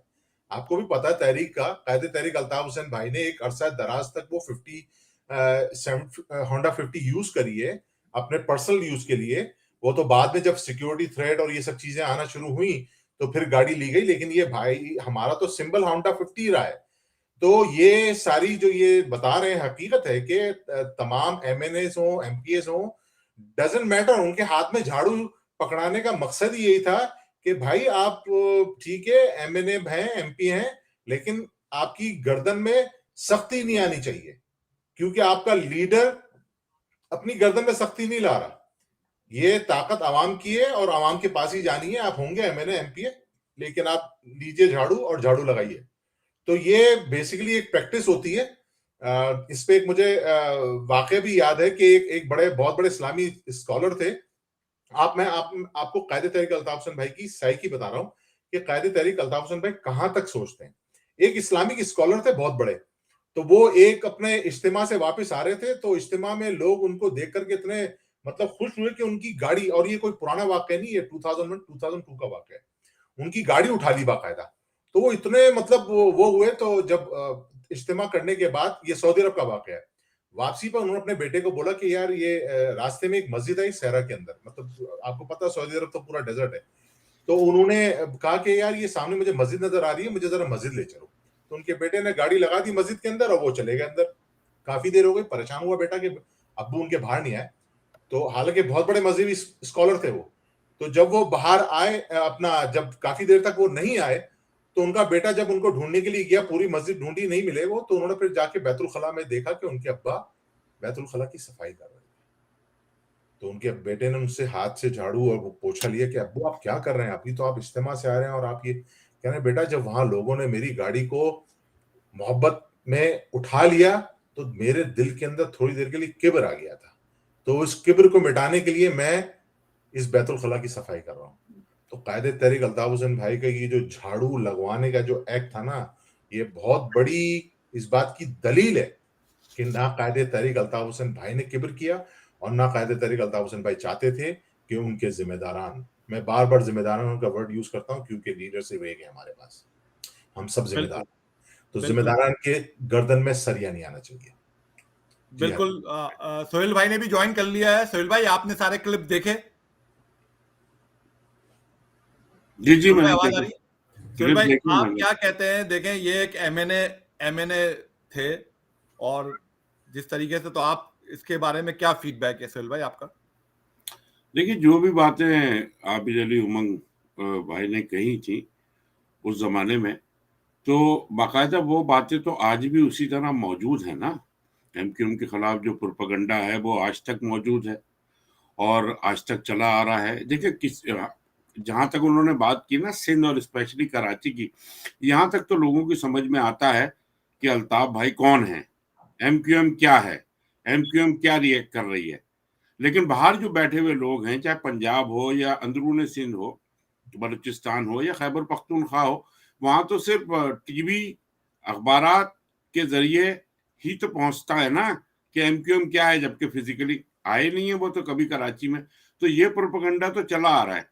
देखिए, एक बहुत अच्छे राइटर, ड्रामा निगार हुआ करते थे 15वीं सेंचुरी से 16वीं सेंचुरी तक, उनका नाम था विलियम शेक्सपियर, बहुत मशहूर आदमी। उन्होंने कहा था कि अदाकारी वो है जो ईमानदारी के साथ झूठ बोल सकता है, और तमाशाई वो है जिसने पूरे यकीन के साथ बेवकूफ बनने का फैसला किया है। तो आज के सियासतदान या आज की एस्टेब्लिशमेंट जो झूठ बोलती है, वो लोगों को अपनी मर्जी से बेवकूफ बनाती है और बनाती चली आ रही है। और ये 45 साल का अरसा तो एमक्यूएम का है, उससे पहले यानी 75 साल से लोग बेवकूफ बनते आ रहे हैं। देखिए ना आप, वो जो जिस तरह हफ्ता सफाई 1989 में जो बात हुई थी 88 के इलेक्शन जीतने के बाद, तो जो हफ्ता सफाई मनाई गई थी, तो उसमें तो वो नौजवान, वो हमारा कारकुन जो घर में ना झाड़ू देता था, ना वो अपनी प्लेट जाके धोता था किचन में खाने की। वो सफेदी भी कर रहा था, झाड़ू भी लगा रहा था और कचरा भी उठा रहा था। और अल्ताफ भाई जो हैं वो खुद हर सेक्टर का दौरा करते थे अचानक, बगैर बताए, ताकि ये पता चले, देखे कि आया जो हिदायत की गई थी वो उस पे लोग अमल पैरा हैं भी या नहीं। और बिल्कुल यही बात थी, जिस तरह उन्होंने कहा कि ये इनकिसारी, ये जो तकब्बुर था, ये खत्म करना था। ये 1989 की बात है, जो हफ्ता सफाई मनाई गई थी। तो बिल्कुल हारिस भाई, जितना प्रोपेगेंडा 24 घंटे में रियासत आपको गद्दार साबित करने में करेगी ना, उतना ही प्रोपेगेंडा अगले 24 घंटे में आपको मुल्क का सबसे ज्यादा वफादार साबित करने के लिए कर देगी। ये रियासत की पावर है। बिल्कुल शुक्रिया। तो सोहेल भाई, आपने बड़ा जबरदस्त, क्योंकि आप इन चीजों से गुजर भी चुके हैं। तो जी। मेरे साथ इस वक्त तौसीफ भाई हैं। तौसीफ भाई, आप लाइन पर हैं? तौसीफ भाई, टेक्निकल इशू चल रहा है, शायद वो एडजस्ट करने में लगे हुए हैं। तो इसके साथ जो है, हम अगर आप चाहें, आप तमाम चाहें, तो हम इलेक्शंस की अपडेट्स पे चले जाते हैं, अगर महराज भाई और सोहेल भाई की परमिशन हो। जी जी, बिल्कुल, आपको परमिशन लेने की जरूरत नहीं है हमसे। आपका जो आप होस्ट सेगमेंट है हैं। आप उसको अच्छा कंप्लीट। अच्छा, तौसीफ भाई आप आ गए ऑनलाइन? तौसीफ भाई, जी जी, मैं लाइन पर हूँ। अब आवाज आ रही है तौसीफ आपको भाई, मेरी? जी जी। जी तौसीफ भाई, आपने सारे क्लिप देखे आबिद अली मोंग भाई के। आप इस जी तरह के बहुत से एमएनए एमपीज को जानते होंगे उस जमाने में, जो जी कहीं टीवी पे नहीं आ रहे, अभी कोई इनको पूछ नहीं रहा है, लेकिन वो रह चुके हैं जी और जी बार बार रहे हैं। और जी और सिर्फ एमकेएम को क्यों जज करते हैं? 3-4 लोगों को गाड़ियां देख के, वीगो देख के, पजीरो देख के, उन लोगों को क्यों नहीं फोकस करता मीडिया? आप मीडिया के हैं, जी आप मीडिया कवर भी करते हैं। मेरा जी। आपसे सवाल यह है कि वो लोग इस साइड को क्यों नहीं दिखाते? एमकेएम को कितना बुक्स क्यों है एमकेएम के लिए और अल्ताफ भाई के लिए?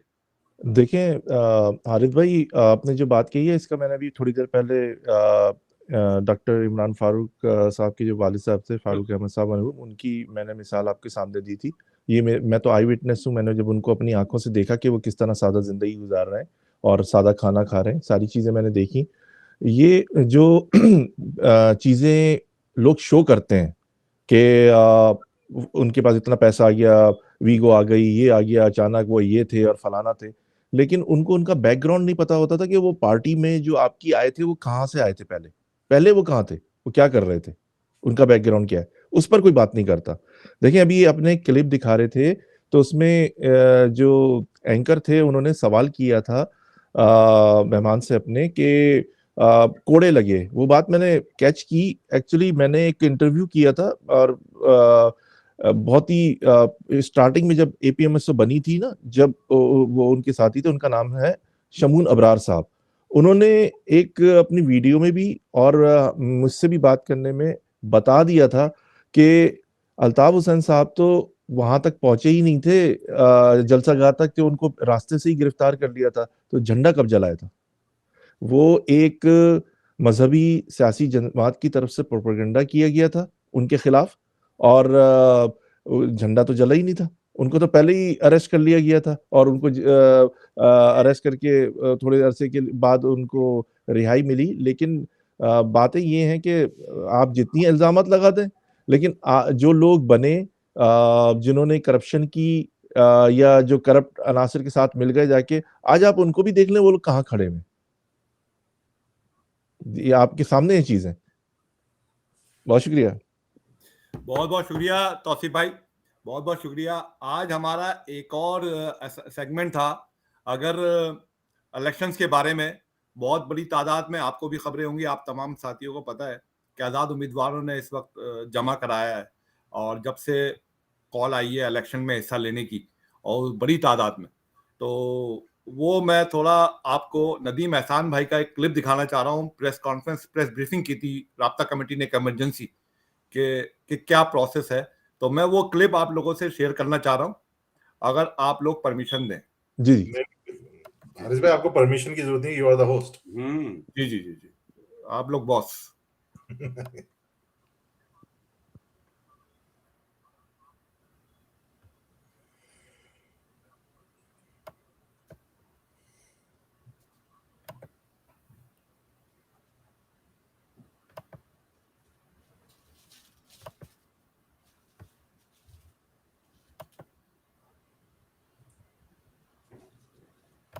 मुझे ये बता, मुझे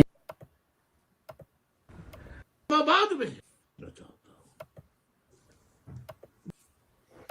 से भी तो सबसे पहले तो मैं माजरत करना चाहूँगा और इसको कह लीजिए कि जिस तरह इलेक्शन कमीशन ने कागजात नामजदगी जमा कराने के मतलब टोटल जो है उन्होंने 5 दिन दिए, जिसमें आज 5वां, आज पाकिस्तान में आज शुरू हो गई है संडे, तो आज आखिरी दिन है कागजात नामजदगी जमा कराने का।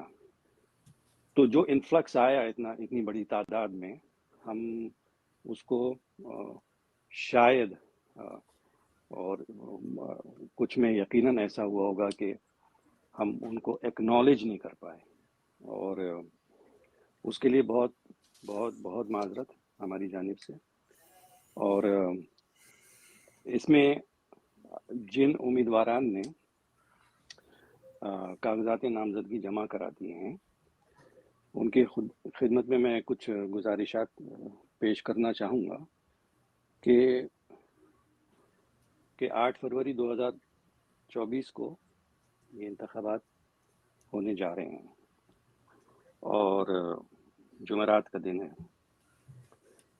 तो उसकी भरपूर तैयारियां करनी हैं और की जा रही हैं। मगर इस वक्त जो सबसे अहम मरहला है, सिर्फ आज का एक आखिरी दिन है जो कागजात नामजदगी जमा कराने का।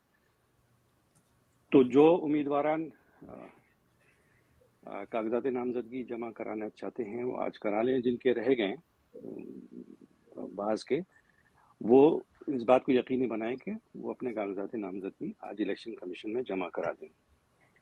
और जो रह गए हैं उनसे मैं ये दरख्वास्त करूँगा बहुत मुअद्दबाना कि वो भी अपने कागजात नामजदगी आज जमा करा दें।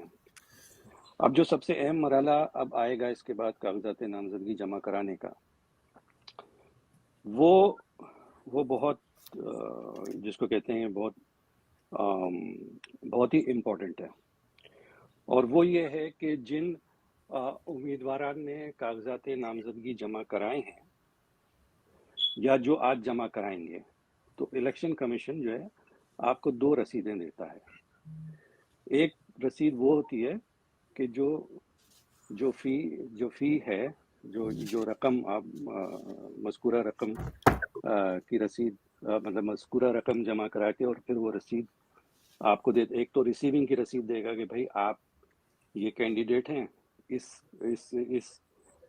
हल्के से ये जमा कराएंगे, तो इसकी ये रसीद है, चाहे वो 30,000 नेशनल असम्बली की हो या 20,000 सूबाई असम्बली की हो, तो वो रसीद आपको देगा। दूसरे एक अहम रसीद वो आपको देगा जिसमें वो ये मेंशन करेगा कि आप फलानी तारीख को फलाने वक्त फलानी जगह पे आपने पहुंचना है। अब ये इसके बाद कागजात नामजदगी दाखिल कराने के बाद का सबसे अहम मरहला है, जब मुतल्लिका इलेक्शन कमीशन ऑफिसर या रिटर्निंग ऑफिसर जिसे कहें आप, तो वो उसका ऑफिस आपको जब ये रसीद दे रहा है तो उसमें ये 3 चीज़ें आपने बगौर देखनी हैं कि किस दिन आपके कागजात की जांच पड़ताल या स्क्रूटनी होगी, यानी उस पे डेट मेंशन होगी, उसमें वक्त मेंशन होगा और उसमें तीसरी चीज़ जगह मेंशन होगी जहां आपको आना है। अब इसका मतलब कतई ये नहीं है कि मुतल्लिका उम्मीदवार उस जगह पहुंच जाए, यानी वो उस दिन उस वक्त उस जगह पर मौजूद हो। सिर्फ उम्मीदवार का वहां पहुंचना, सिर्फ उम्मीदवार की मैं बात कर रहा हूँ, इसको बहुत संजीदगी से लीजिएगा कि सिर्फ आपने नहीं पहुंचना है, आपके जो प्रपोजर और सेकेंडर हैं, यानी आपके तजवीज़ कुनंदा और तायद कुनंदा, जिन्होंने जब आपने फॉर्म भरा था, तो जो आपके प्रपोजर और सेकेंडर थे या हैं उन प्रोपोजर और सेकेंडर को यानी तजवीज़ कुनंदा और तायद कुनंदा को आपके साथ उस दिन वहाँ पहुँचना है, यानी उस दिन, उस वक्त, उस जगह, जिस जगह का और जिस दिन का और जिस वक्त का उस रसीद में लिखा गया है। और आपको अपने साथ अपने तमाम वो मुतल्लिका दस्तावेज़ात ले जाने हैं। शनाख्ती कार्ड साथ ले जाना इंतहाई ज़रूरी है, ये शनाख्त है वो आपकी। तो शनाख्ती कार्ड के साथ जो डॉक्यूमेंट्स आपने लगाए थे और जो डॉक्यूमेंट्स प्रपोजर और सेकेंडर के हैं जो लगाए गए थे, वो तमाम दस्तावेज़ात आप खुद जाएंगे और अपने मुतल्लिका प्रपोजर और सेकेंडर के साथ जाएंगे। तो ये इंतहाई अहम है। ये जी, मैंने ये आपको जो राब्ता कमेटी की तरफ से नदीम एहसान में इलेक्शन सेल्स के इंचार्ज है, तो उनके बारे में मैंने आपको बताया। उन्होंने पूरा ब्रीफ किया है कि आज़ाद उम्मीदवारों का प्रोसेस पहला मरहला था जो उन्होंने सोहेल भाई जमा करा दिया। अब सेकंड मरहला जो रसीद दी है वो डिटेल बताइए। तो मैंने कहा वो रिमाइंडर एक रिपीट कर दें। इसके बाद हमारे पास क्रॉसपॉन्डेंट कराची से मौजूद हैं सोहेल भाई और महराज भाई। वो हमारे साथ मौजूद हैं क्रॉसपॉन्डेंट। वो हमें थोड़े स्टेट्स बताएंगे एमक्यूएम जब से इलेक्शन में हिस्सा ले रही है 87 से लेके आज 2013 तक, और 18 के भी बताएंगे और बाइकआउट के भी बताएंगे और हल्का बंदियों के बाद की सूरत हाल भी। तो मैं अपने कराची से क्रॉसपॉन्डेंट है उनको मैं खुशामदीद कहता हूं। अस्सलाम वालेकुम। वालेकुम अस्सलाम हारिस भाई, सबसे पहले तो आपका बहुत बहुत शुक्रिया कि आपने अपने प्रोग्राम में मदद किया। सेकेंडली हारिस भाई, आपका सवाल जो है जो आप डिटेल मालूम करना चाह रहे हैं, मैं जरूर उस डिटेल पे आऊंगा, लेकिन उससे आने से पहले मैं एक शेर जो इतना पूरा प्रोग्राम हुआ है उसके ऊपर एक शेर जरूर सुनाऊंगा। मुल्क लुट जाएगा आसार नजर आते हैं, सारे मसन नशीन मकार नजर आते हैं। हमने इस मुल्क की धरती से मोहब्बत की है, फिर भी इन अंधों को हम गद्दार नजर आते हैं। फिलहाल ये एक शेर था जो कि मैंने इसलिए इसमें, बाकी तो महराज भाई और सुहेल शम्स भाई वगैरह ने, आपके तमाम जो है मेहमानों ने इसको पूरा कंप्लीट किया हुआ है, बाकी सारा तजिया कर चुके हैं आपकी तमाम प्रोग्राम के ऊपर। तो स्टेट्स की बात कर लेते हैं हारिस भाई। सबसे पहले तो जिन जिन लोगों ने फॉर्म जमा कराए, जैसे कि नदीम एहसान भाई ने उसमें बताया है कि आपको जो है 2 रसीदें मिलेंगी। 2 रसीदों में से एक रसीद में आपको जो है इलेक्शन कमीशन से आपका बुलावा आएगा, जिसपे आपको जाना होगा अपने तजवीज़ करदा और जो है तायद करदा जो है उनको साथ लेके। तो मैं सबसे पहले तो आपके प्रोग्राम के तवज्जुह से सबको ये बताना चाहूँगा कि जो भी आप लोगों को डेट मिली है, तो उस डेट का इंतज़ार किए बगैर जो भी आपके तजवीज़ कुंदा और तायद कुंदा जो हैं, उनको आप अभी से लाइन अप कर लें, ताकि जो है आप लोगों को एंड टाइम पे अगर उनको लाइन अप करने की कोशिश करेंगे तो ऐसा ना हो कि वो अवेलेबल ना हो, तो उसके लिए आपको फिर प्रॉब्लम क्रिएट होगी। तो बेहतर ये होगा कि आप लोग अभी से उसको जो है उनको लाइन अप कर लें ताकि आप जा सकें वहाँ पे। सेकेंडली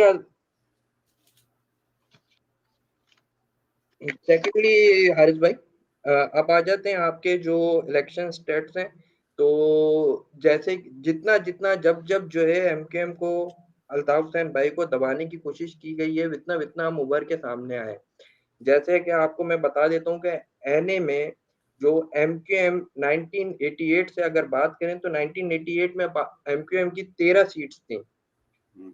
इस तरह हालात जो है और दबाने की कोशिश की गई। उसके बाद 1990 का इलेक्शन होता है, उसमें हम लोग जो है 2 सीटें गेन करते हैं और 15 तक पहुंच जाते हैं।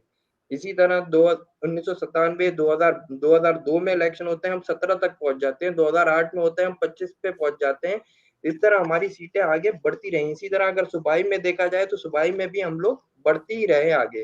तो मकसद कहने का ये हुआ, जब जब दबाना शुरू किया गया है, जब जब हम और ज्यादा उभर के सामने आए। अब मजीद 2024 के इलेक्शन पे आ जाते हैं हारिस भाई। 2024 के इलेक्शन के मुताबिक 22 सीटें हैं कराची के अंदर एनए की। टोटल 22 सीटें हैं। बज़ाहिर तो जो है अगर देखा जाए तो हर 2 सूबाई सीट पे एक कौमी सीट बनती है, लेकिन कहीं कहीं 3 सूबाई सीट पे जो है एक कौमी सीट जो है बनाई गई है। पहले 21 होती थी, अब एक सीट बढ़ा के 22 कर दी गई है।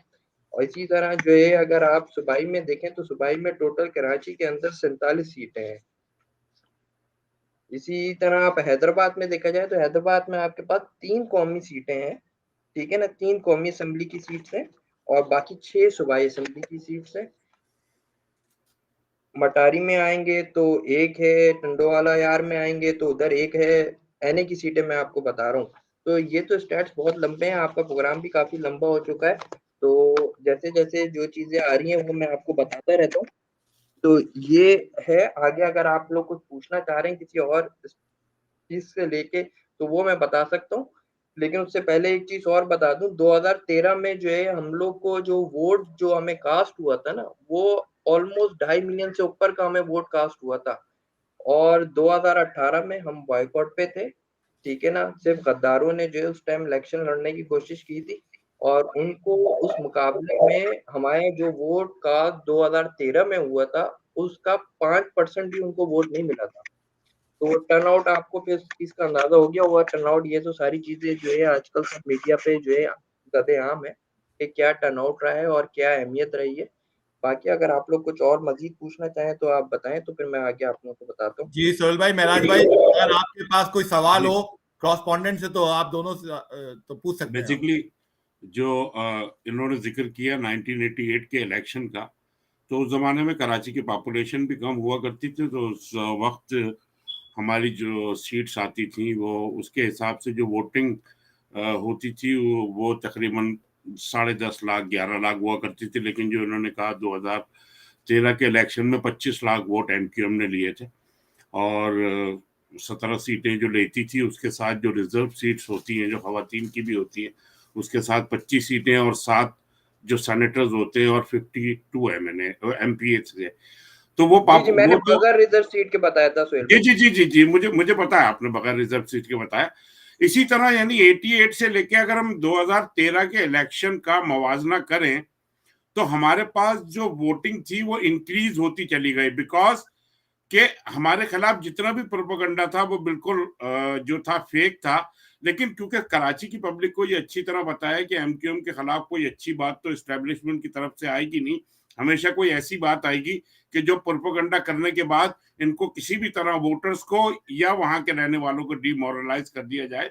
तो इसीलिए, लेकिन क्योंकि पब्लिक पढ़ी लिखी है, शऊर है, तो वो इंक्रीज देखें 88 से लेके और 2013 तक जो हमने गेन किए यानी 15-14 लाख वोट मजीद जो है एमक्यूएम के वोट बैंक में शामिल हो गए। अच्छा, इसके अलावा आप ये बताइए कि वहां पाकिस्तान में यानी स्पेशली अगर हम कराची को फोकस करें तो वहां पर आजाद उम्मीदवारों के जो कैंडिडेट हैं जो जिन्होंने कागजात नामजदगी जमा कराए हैं पार्टियों के अलावा, तो उसमें तादाद ज्यादा है या इक्वल चल रही है?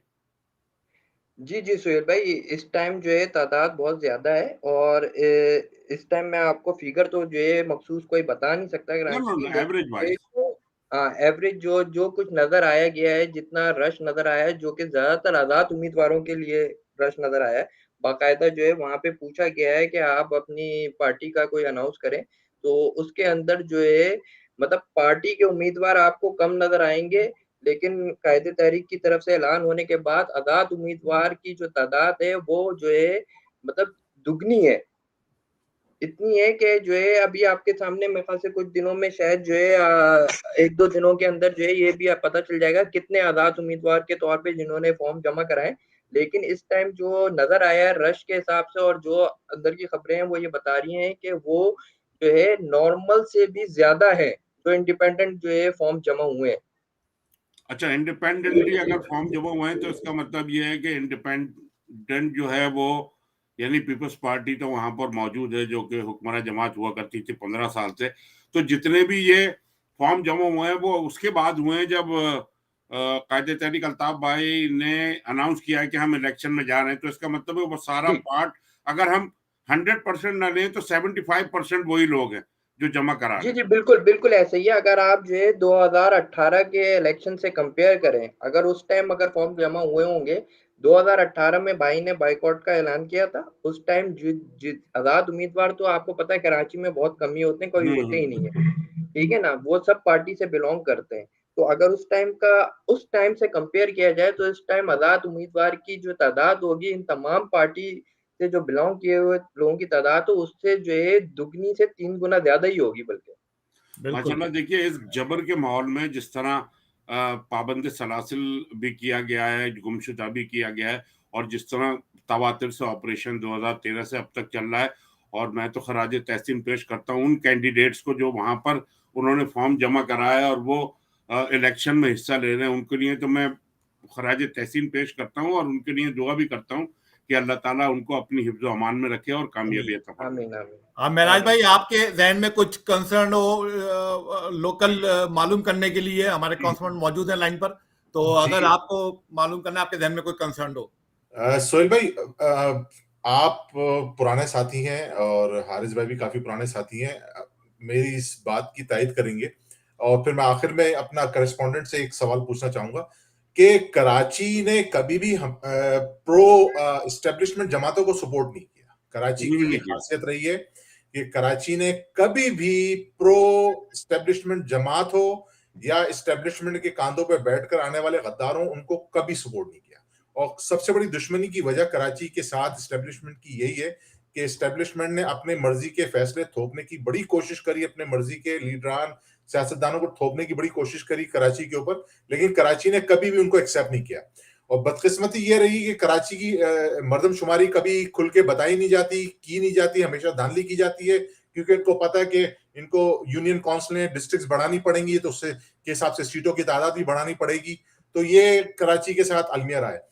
मैं करस्पॉन्डेंट साहब से ये सवाल करूंगा कि ये जो अभी थोड़ी देर पहले जो आपने एक वीडियो चलाई थी अपना नदीम एहसान भाई की, कि तजवीज कनंदा और तायद कनंदा, तो इनकी सुनने में आई है डेट के 25 टू 30 है कि इन्हीं 5 दिनों में इनको अपने इन तजवीज कनंदा और तायद कनंदा के साथ जाना है और अपेयर होना है अपनी स्क्रूटनी के लिए। तो क्या इसमें मतलब आप जिस तरह का रश बता रहे हैं आजाद उम्मीदवारों का जिन्होंने अपने पेपर्स जमा कराए, तो क्या ये 5 दिन में ये इनका अमला जो है डीसी ऑफिस या इलेक्शन कमीशन का जो अमला है, ये सब निपटा देगा? इसकी क्या मतलब उम्मीद है, या इसमें भी डेट बढ़ेगी आगे? जैसे अभी इन्हें कागजात जमा कराने की जो 2 दिन के लिए मिराज भाई, ये 5 देखें, जिस हिसाब से जो है तादाद में जो है लोगों ने जो है अपने फॉर्म जमा कराए हैं, अगर ये प्रॉपर ऑफिस टाइमिंग पे रहते हैं तो उसमें तो ये कंप्लीट नहीं कर सकेंगे। लेकिन हो सकता है कि या तो ये जो है अपनी टाइमिंग को जो है थोड़ा एक्सटेंड करवाएंगे और ज्यादा, ये मतलब जो है इसको बढ़ाएंगे अपना, तो उसी में ये पूरा कर सकते हैं। लेकिन इन्होंने ऑलरेडी जो है जितने भी फॉर्म जमा कराने वाले हैं उनको जो डेट दी है वो जो है 25 से 30 के दरमियान की ही दी हुई है। अगर 25 से 30 के दरमियान की डेट है तो इसका मतलब है कि उन्होंने उसमें टाइम भी लिखा हुआ है। उसी टाइम पे अगर ये लोग जाते हैं तो वो 25 से 30 के दरमियान में ही उसको पूरा करेंगे। वो अलग बात है कि अगर उसके अंदर कोई किसी पार्टी ने या किसी उसने वो जो है उस टाइम पे पहुंच ना सका और वहां से जो है ज्यादा कंप्लेंट्स जमा हो गई कि भाई हमें हमारी स्क्रूटनी का टाइम जो है हम उस पे जो है सही पहुंच नहीं सके, या आप लोग खुद जो है उस टाइम नहीं मौजूद थे, और उस कंप्लेंट को देखते हुए इलेक्शन कमीशन अगर उस टाइम को बढ़ा दे तो वो मेरे ख्याल से आने वाले 1-2 दिनों के बाद ही पता चलेगा। लेकिन अभी तो फिलहाल यही है कि जो 25 से 30 के दरमियान, क्योंकि उस पर्ची के ऊपर जो रसीद है उस डेट के साथ लिखी हुई है। तो मेरी तो गुजारिश सबसे यही है, जितने भी जो है हमारे आजाद उम्मीदवार हैं जिन्होंने फॉर्म जमा कराए हैं, वो जो है नदीम एहसान भाई ने भी इसी तरीके से बताया है कि वो कोशिश करें कि वो बिल्कुल टाइम पे पहुंचे। वो तमाम अपने जो साथ में बंदे हैं जिनके जो तजदीद कंधा और तायद कुंदा है उनको भी लाइनअप में रखें।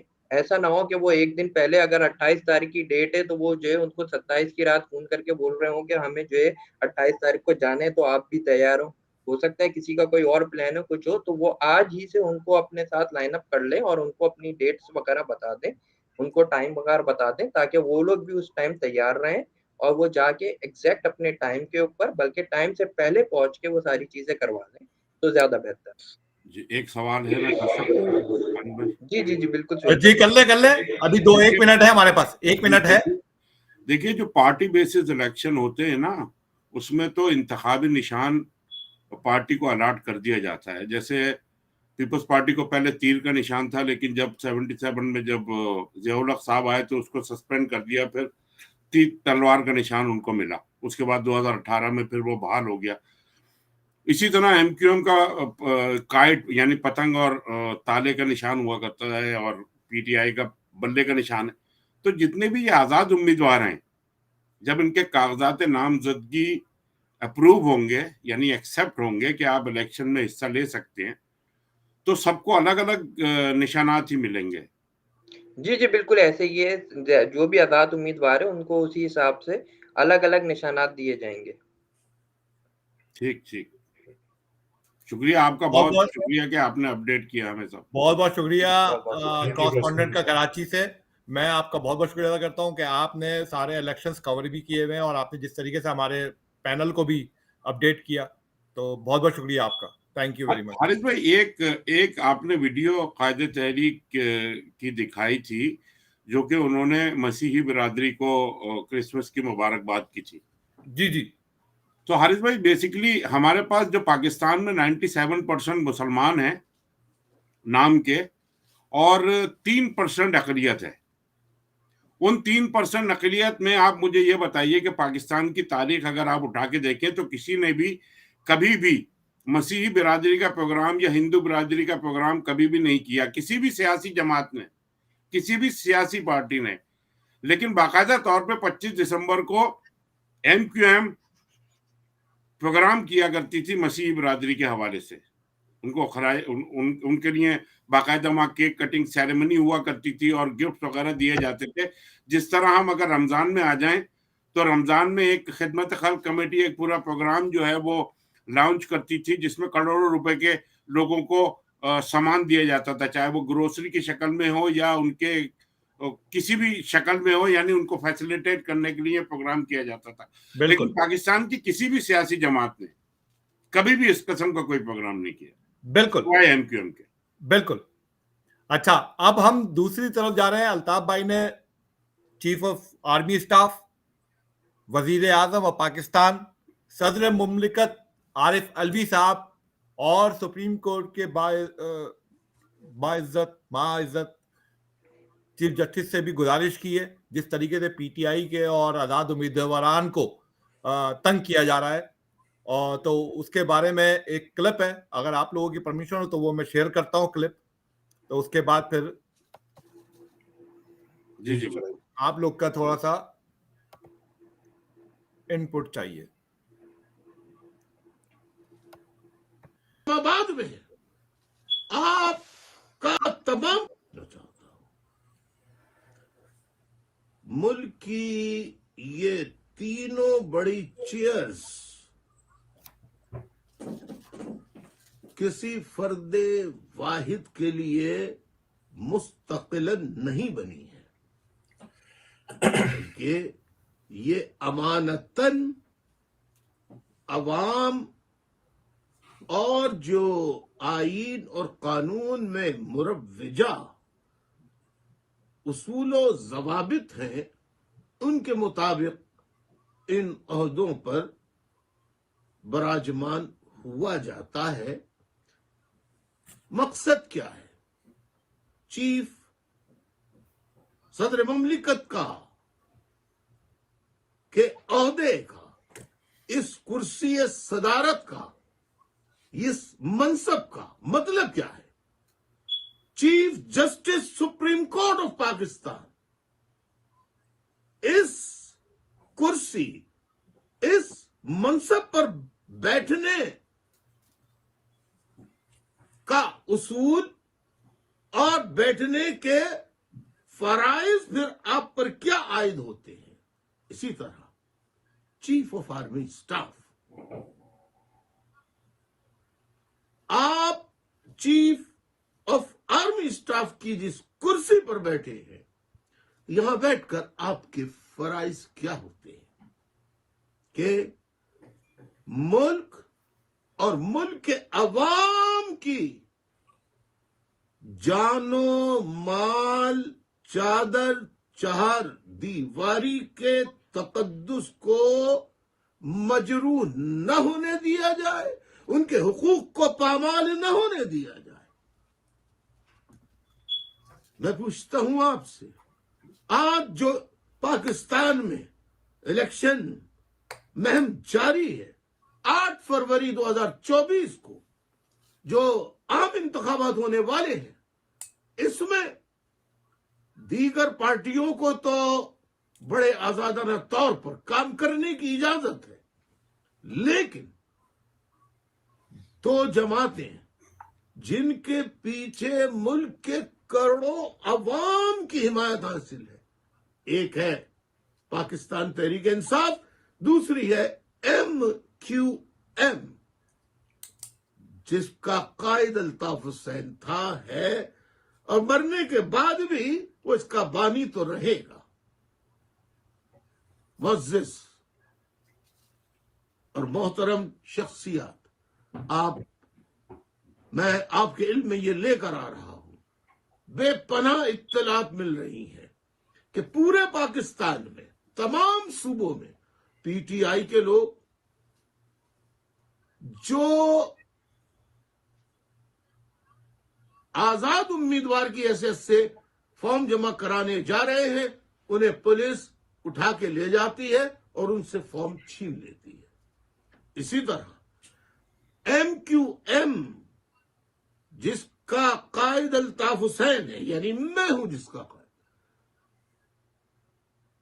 अगर मुझे तो नहीं मालूम, लेकिन जो आजाद उम्मीदवार पे अगर शक हो जाए कि ये MQM अल्ताफ हुसैन का चाहने वाला, मानने वाला है, या उनकी हिमायत से ये आजाद उम्मीदवार की हैसियत से हिस्सा लेगा, तो उसके घरों पर ये आप ही के बनाए हुए चीफ ऑफ आर्मी स्टाफ, फौज के बनाए हुए PSP बहादुराबाद के गुंडे पुलिस वालों के साथ जाके उनके घरों में खवातीन के साथ बदतमीजी कर रहे हैं, उनके घरों पे रात को बार बार आके दरवाजे तोड़ रहे हैं।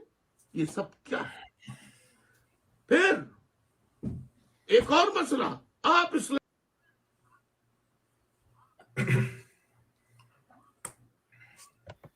ये आप लोगों ने क्लिप देखा, भाई ने अपील की है और ये इतलात आ रही हैं, और ये अंदरूनी सिंध से ज्यादा आ रही हैं इतलात तो, और ये कराची में भी इन्होंने कुछ जगहों पे किया है। लेकिन अल्लाह का शुक्र है कि वफा परस्त डटे हुए हैं और भरपूर तरीके से फॉर्म जमा कराए गए हैं, तो इनकी रातों की नींदें उड़ गई हैं। तो महराज भाई और सोहेल भाई जी। मैं तो ये, महराज भाई आप बताएंगे? आप बोलिए सर।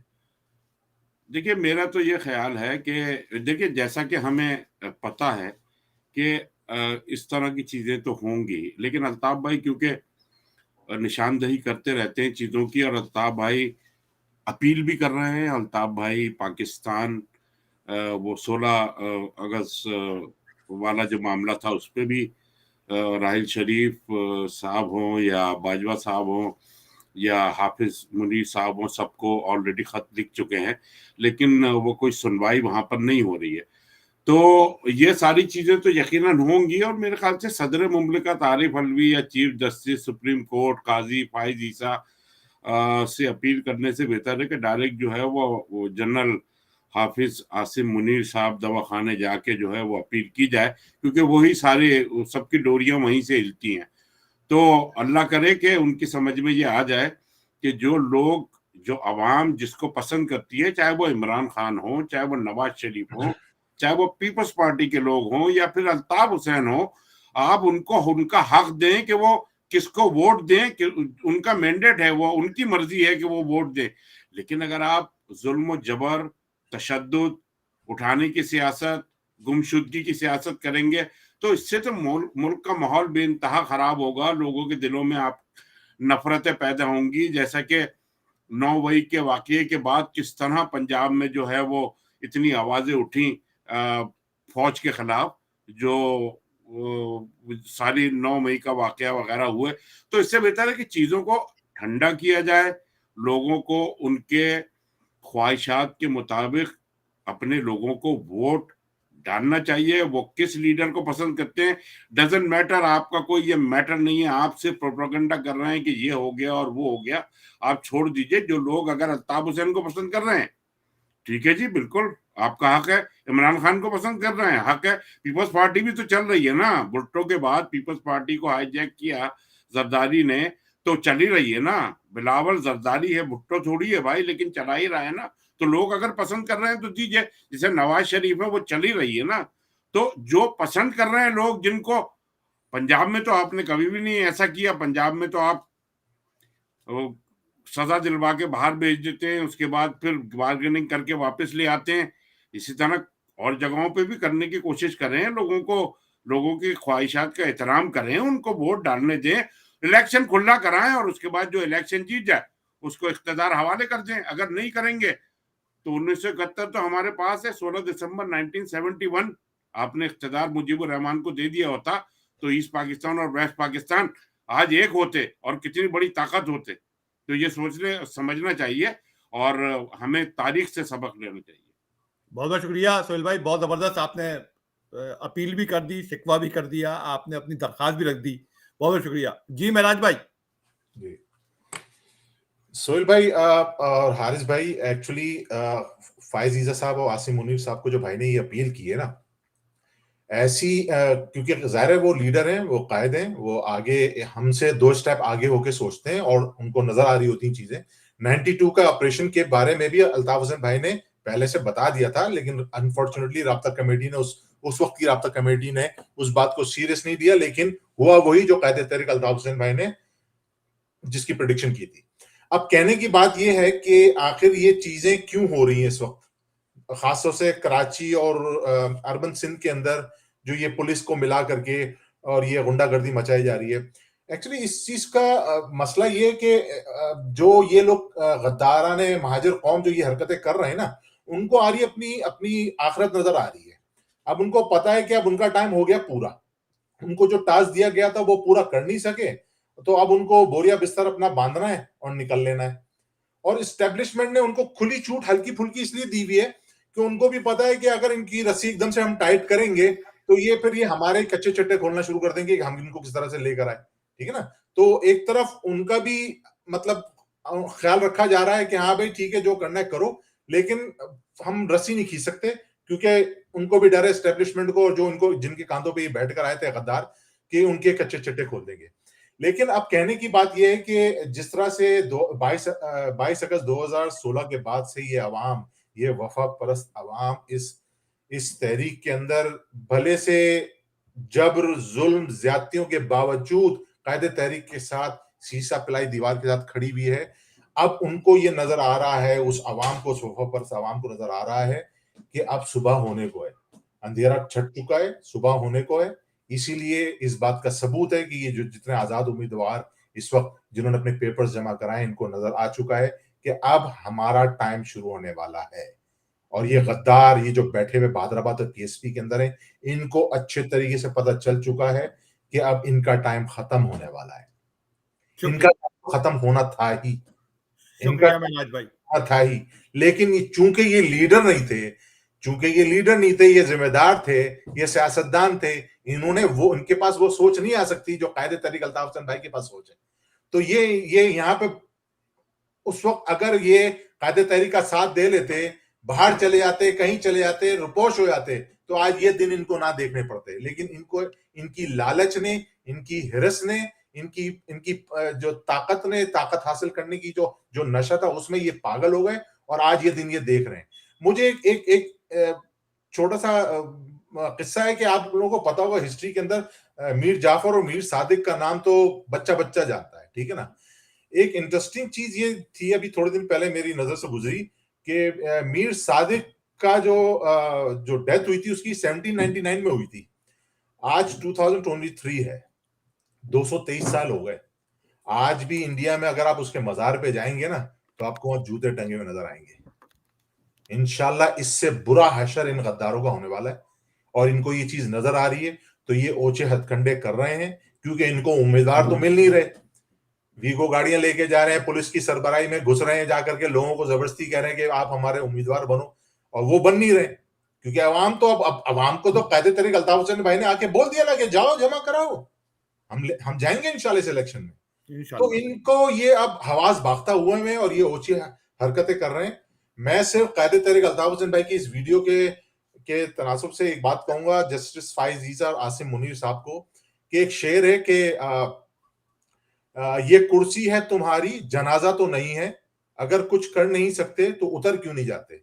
तो बराए मेहरबानी आपको ये जो कुर्सी और ये जो कलम दिया गया है, इसकी ताकत को इस्तेमाल कीजिए, क्योंकि हमने अक्सर देखा है टीवी चैनल्स के ऊपर कि बड़े बड़े जो ऑफिसर्स और जो इवन के आईएसआई चीफ हमीद गुल साहब की बात कर लें आप, कि जब इनको लोगों को अपनी कब्रें नजर आती है ना, अल्लाह ताला नजर आता है, तो फिर ये सच उगलना शुरू कर देते हैं और पछता रहे होते हैं कि हम जब ताकतवर थे तो हमने ये नहीं किया, हमने ये जुल्म किया, हमने ये झूठ बोला। ब्रिगेडियर इम्तियाज की वीडियो देख लें, हमीद गुल की देख लें, ये सब देख लें। तो फायज ईसा साहब और राव अनवार की देख ले, राव अनवार की देख ले, राव अनवार की देख लें। राव अनवार की तो खैर उसके पीछे एक पॉलिटिक्स भी है, उसको लाने का मकसद और था, लेकिन कहने का मकसद ये कि फायज ईसा साहब और आसिम मुनीर साहब, अभी आप कुर्सी पे बरा जमा है, आपके पास ताकत है, बराए मेहरबानी तमाम कौमों को हुकूक दीजिए। जिस तरह से बलूचिस्तान की आवाम के साथ आप कर रहे हैं, महाजरों के साथ तो 45 साल से कर रहे हैं, इस तरह से मुल्क नहीं चलते। आप जरूर चलेंगे, आपका कौमी खजाना जरूर बढ़ेगा, फौजी खजाना, लेकिन मुल्क नहीं चल सकते। आवाम रोड पर आती है, आवाम का मुल्क है ये, आवाम को हुकूक दीजिए। और कायदे तहरीक अल्ताफ हुसैन भाई की इस अपील को बराए मेहरबानी जरूर सुनिए, क्योंकि कायदे तहरीक अल्ताफ हुसैन भाई एक हकीकत है। और आज वो आप ये आवाम का जो रश नजर आ रहा है ना, इंडिपेंडेंट जो उम्मीदवार जो जमा करा रहे हैं, अब ये हकीकत खुल के आ रही है। कायदे तहरीक को आप माइनस नहीं कर सकते किसी भी सूरत। बिल्कुल 7 करोड़ महाजरों के वाहिद लीडर हैं और हम वो लोग हैं जो पाकिस्तान बनाने वाले हैं। तो इस चीज से आप सबक सीखिए और कायदे तहरीक अल्ताफ हुसैन भाई की अपील पे जरूर गौर कीजिए। शुक्रिया। मैं सुहेल भाई क्रॉसपॉन्डेंट के पास एक पॉइंट था, तो उनसे ले ले एक पॉइंट ले ले। जी, मैं बस हारिस भाई थोड़ा सा इसमें ऐड करना चाहूंगा। मुझे जो है ये सुनते हुए, जो है मिराज भाई की और सुहेल भाई की बात सुनते हुए, मुझे एक वर्ड याद आ गया, जो पहले तो सबसे पहले जो है अली रजा अब्दी भाई, जिनकी आज बरसी भी है, अल्लाह ताला उनका हमने फ्लायर अभी बनाया है, फ्लायर बनाया वो शेयर करेंगे हम। हाँ जी, अल्लाह ताला उनकी मग़फ़िरत फरमाए। उन्होंने एक वर्ड यूज किया था, जिसमें वो उनकी एक ऑडियो कॉल थी, जो बाद में जो है काफी जो है वायरल भी हुई, जिसमें उन्होंने एक वर्ड यूज किया था, यूकेपी। तो ये जो आजकल जो कायदे तहरीक ने जिस बात की निशानदेही की है कि जो आज़ाद उम्मीदवार बज़ाहिर वो आज़ाद ही हैं, लेकिन जो है उनका कहीं न कहीं जो है पीटीआई या एमक्यूएम से जो है ताल्लुक रहा है, या उनकी अंदर जो है कुछ अपनी उसमें नरम दिली रही है उसके लिए। तो ये वही जो है लोग हैं जो गद्दारे महाजिर कौम है, गद्दारे कायद हैं, जो कि ये सारी चीज़ें हरकतें जो है बाकायदा जो है नोट कर के और इन चीज़ों को जो है आगे पहुँचा रहे हैं और जो है ये सारी चीज़ें कर रहे हैं। तो उनका जो है एक अली रज़ा अब्दी भाई की बस वो एक बात मुझे याद आ गई कि ये वही लोग हैं जिनको उन्होंने एक वर्ड यूज़ किया था यूकेपी, तो ये वही हैं सारे के सारे। तो बस मैं यही ऐड करना चाह रहा था। Thank you.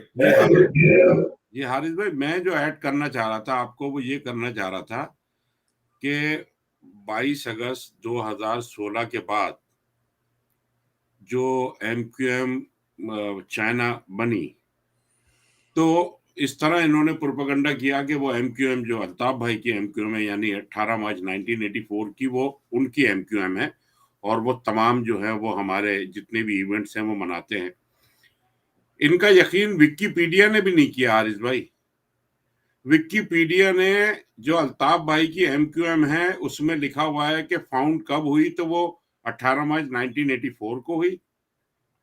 और जो एमक्यूएम ये वाली है जो गद्दारों की एमक्यूएम है, उसमें लिखा हुआ है 17 अगस्त 2000 और 23 अगस्त 2016।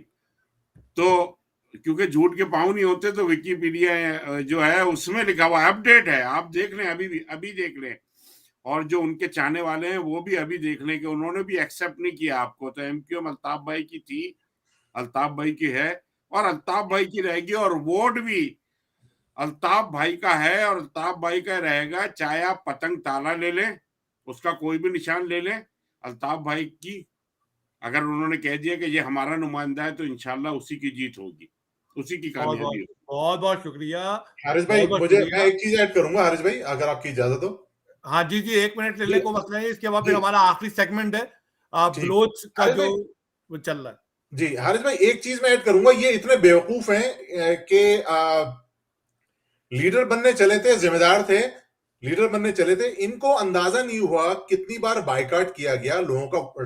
जो वोटर टर्नआउट था वो 5%, 8%, 10% से आगे नहीं गया। इनको वही अंदाजा लगा लेना चाहिए था, लेकिन ताकत का नशा इतना ऐसा नशा होता है कि कभी उतरता नहीं है। तो इनको अंदाजा नहीं हो रहा था कि जो आवाम अभी घर पे बैठी हुई है, जो वोट नहीं डालने जा रही, ये सब अल्ताफ भाई की चाहने वाली आवाम है, अल्ताफ भाई को चाहने वाली आवाम है, जो अभी खामोश बैठी हुई है, क्योंकि उनको पता है कि अगर वो रोड पे निकलेंगे, जैसे आपने देखा हर यौम शोदा के ऊपर खवातीन के साथ, बुजुर्गों के साथ किस तरह का सलूक किया गया कराची के अंदर, तो इस चीज से अंदाजा लगा लेना चाहिए था। लेकिन चूंकि पैसा, नशा, ताकत इतने पागल हुए थे, और जैसे अभी सोहेल भाई ने बताया कि विकीपीडिया तो विकीपीडिया हम मतलब हमारा लीडर, हमारा रहबर, हमारा रूहानी बाप, और अल्लाह उनको हयाती दे, जिंदगी दे, जैसे कायदे तहरीक अल्ताफ हुसैन मैंने अपनी एक वीडियो में कहा कि फाउंडर लीडर वो होता है जो कि दुनिया से जाने के बाद भी फाउंडर लीडर ही रहता है।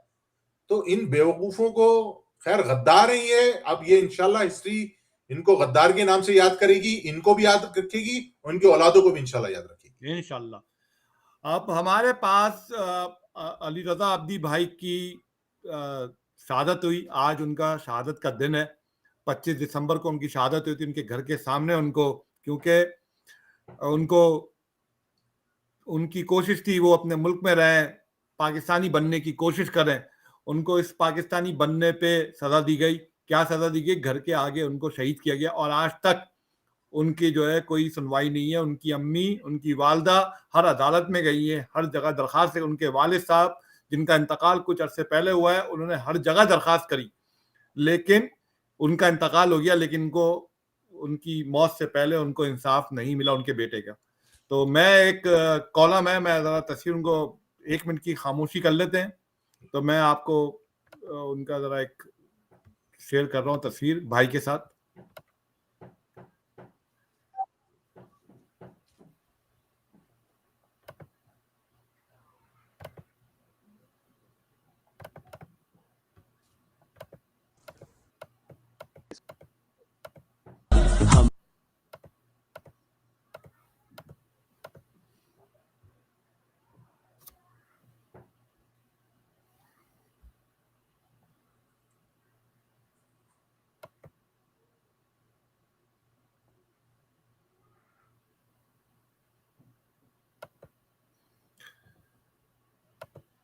जी सोहेल भाई, ये भाई से इनकी मोहब्बत थी।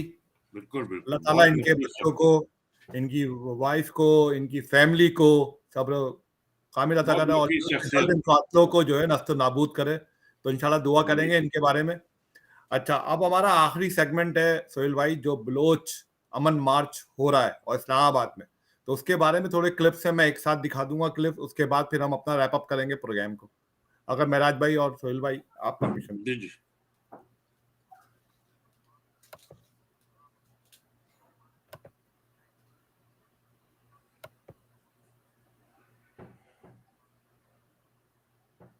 Activist, and he was also a government employee. He was arrested 2 times. For about 7 months, we don't have any clue of him. 1st of July 2011, his mutilated body was found in Uttal. Balochistan is the most western province in Pakistan, bordered by Iran and Afghanistan. It's home to many Baloch people who are spread across the 3 countries. Ethnic Baloch people have been disappearing in Pakistan for 2 decades. Activists say this happens after calling for social justice, equal rights, or independence. Pakistan's security forces don't deny the enforced disappearances, but say they're hunting for militants who attack them or non-Baloch civilians.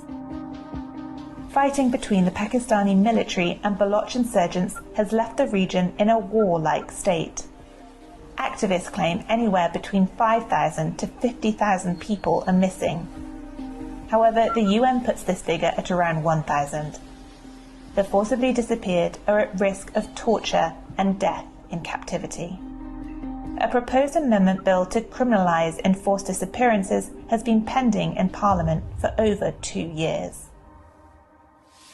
Marang Baloch was first arrested in 2006 when she was just 13 years old for protesting on the streets of Balochistan against her father's abduction. और हम कुछ नहीं चाहते और हम कुछ नहीं चाहते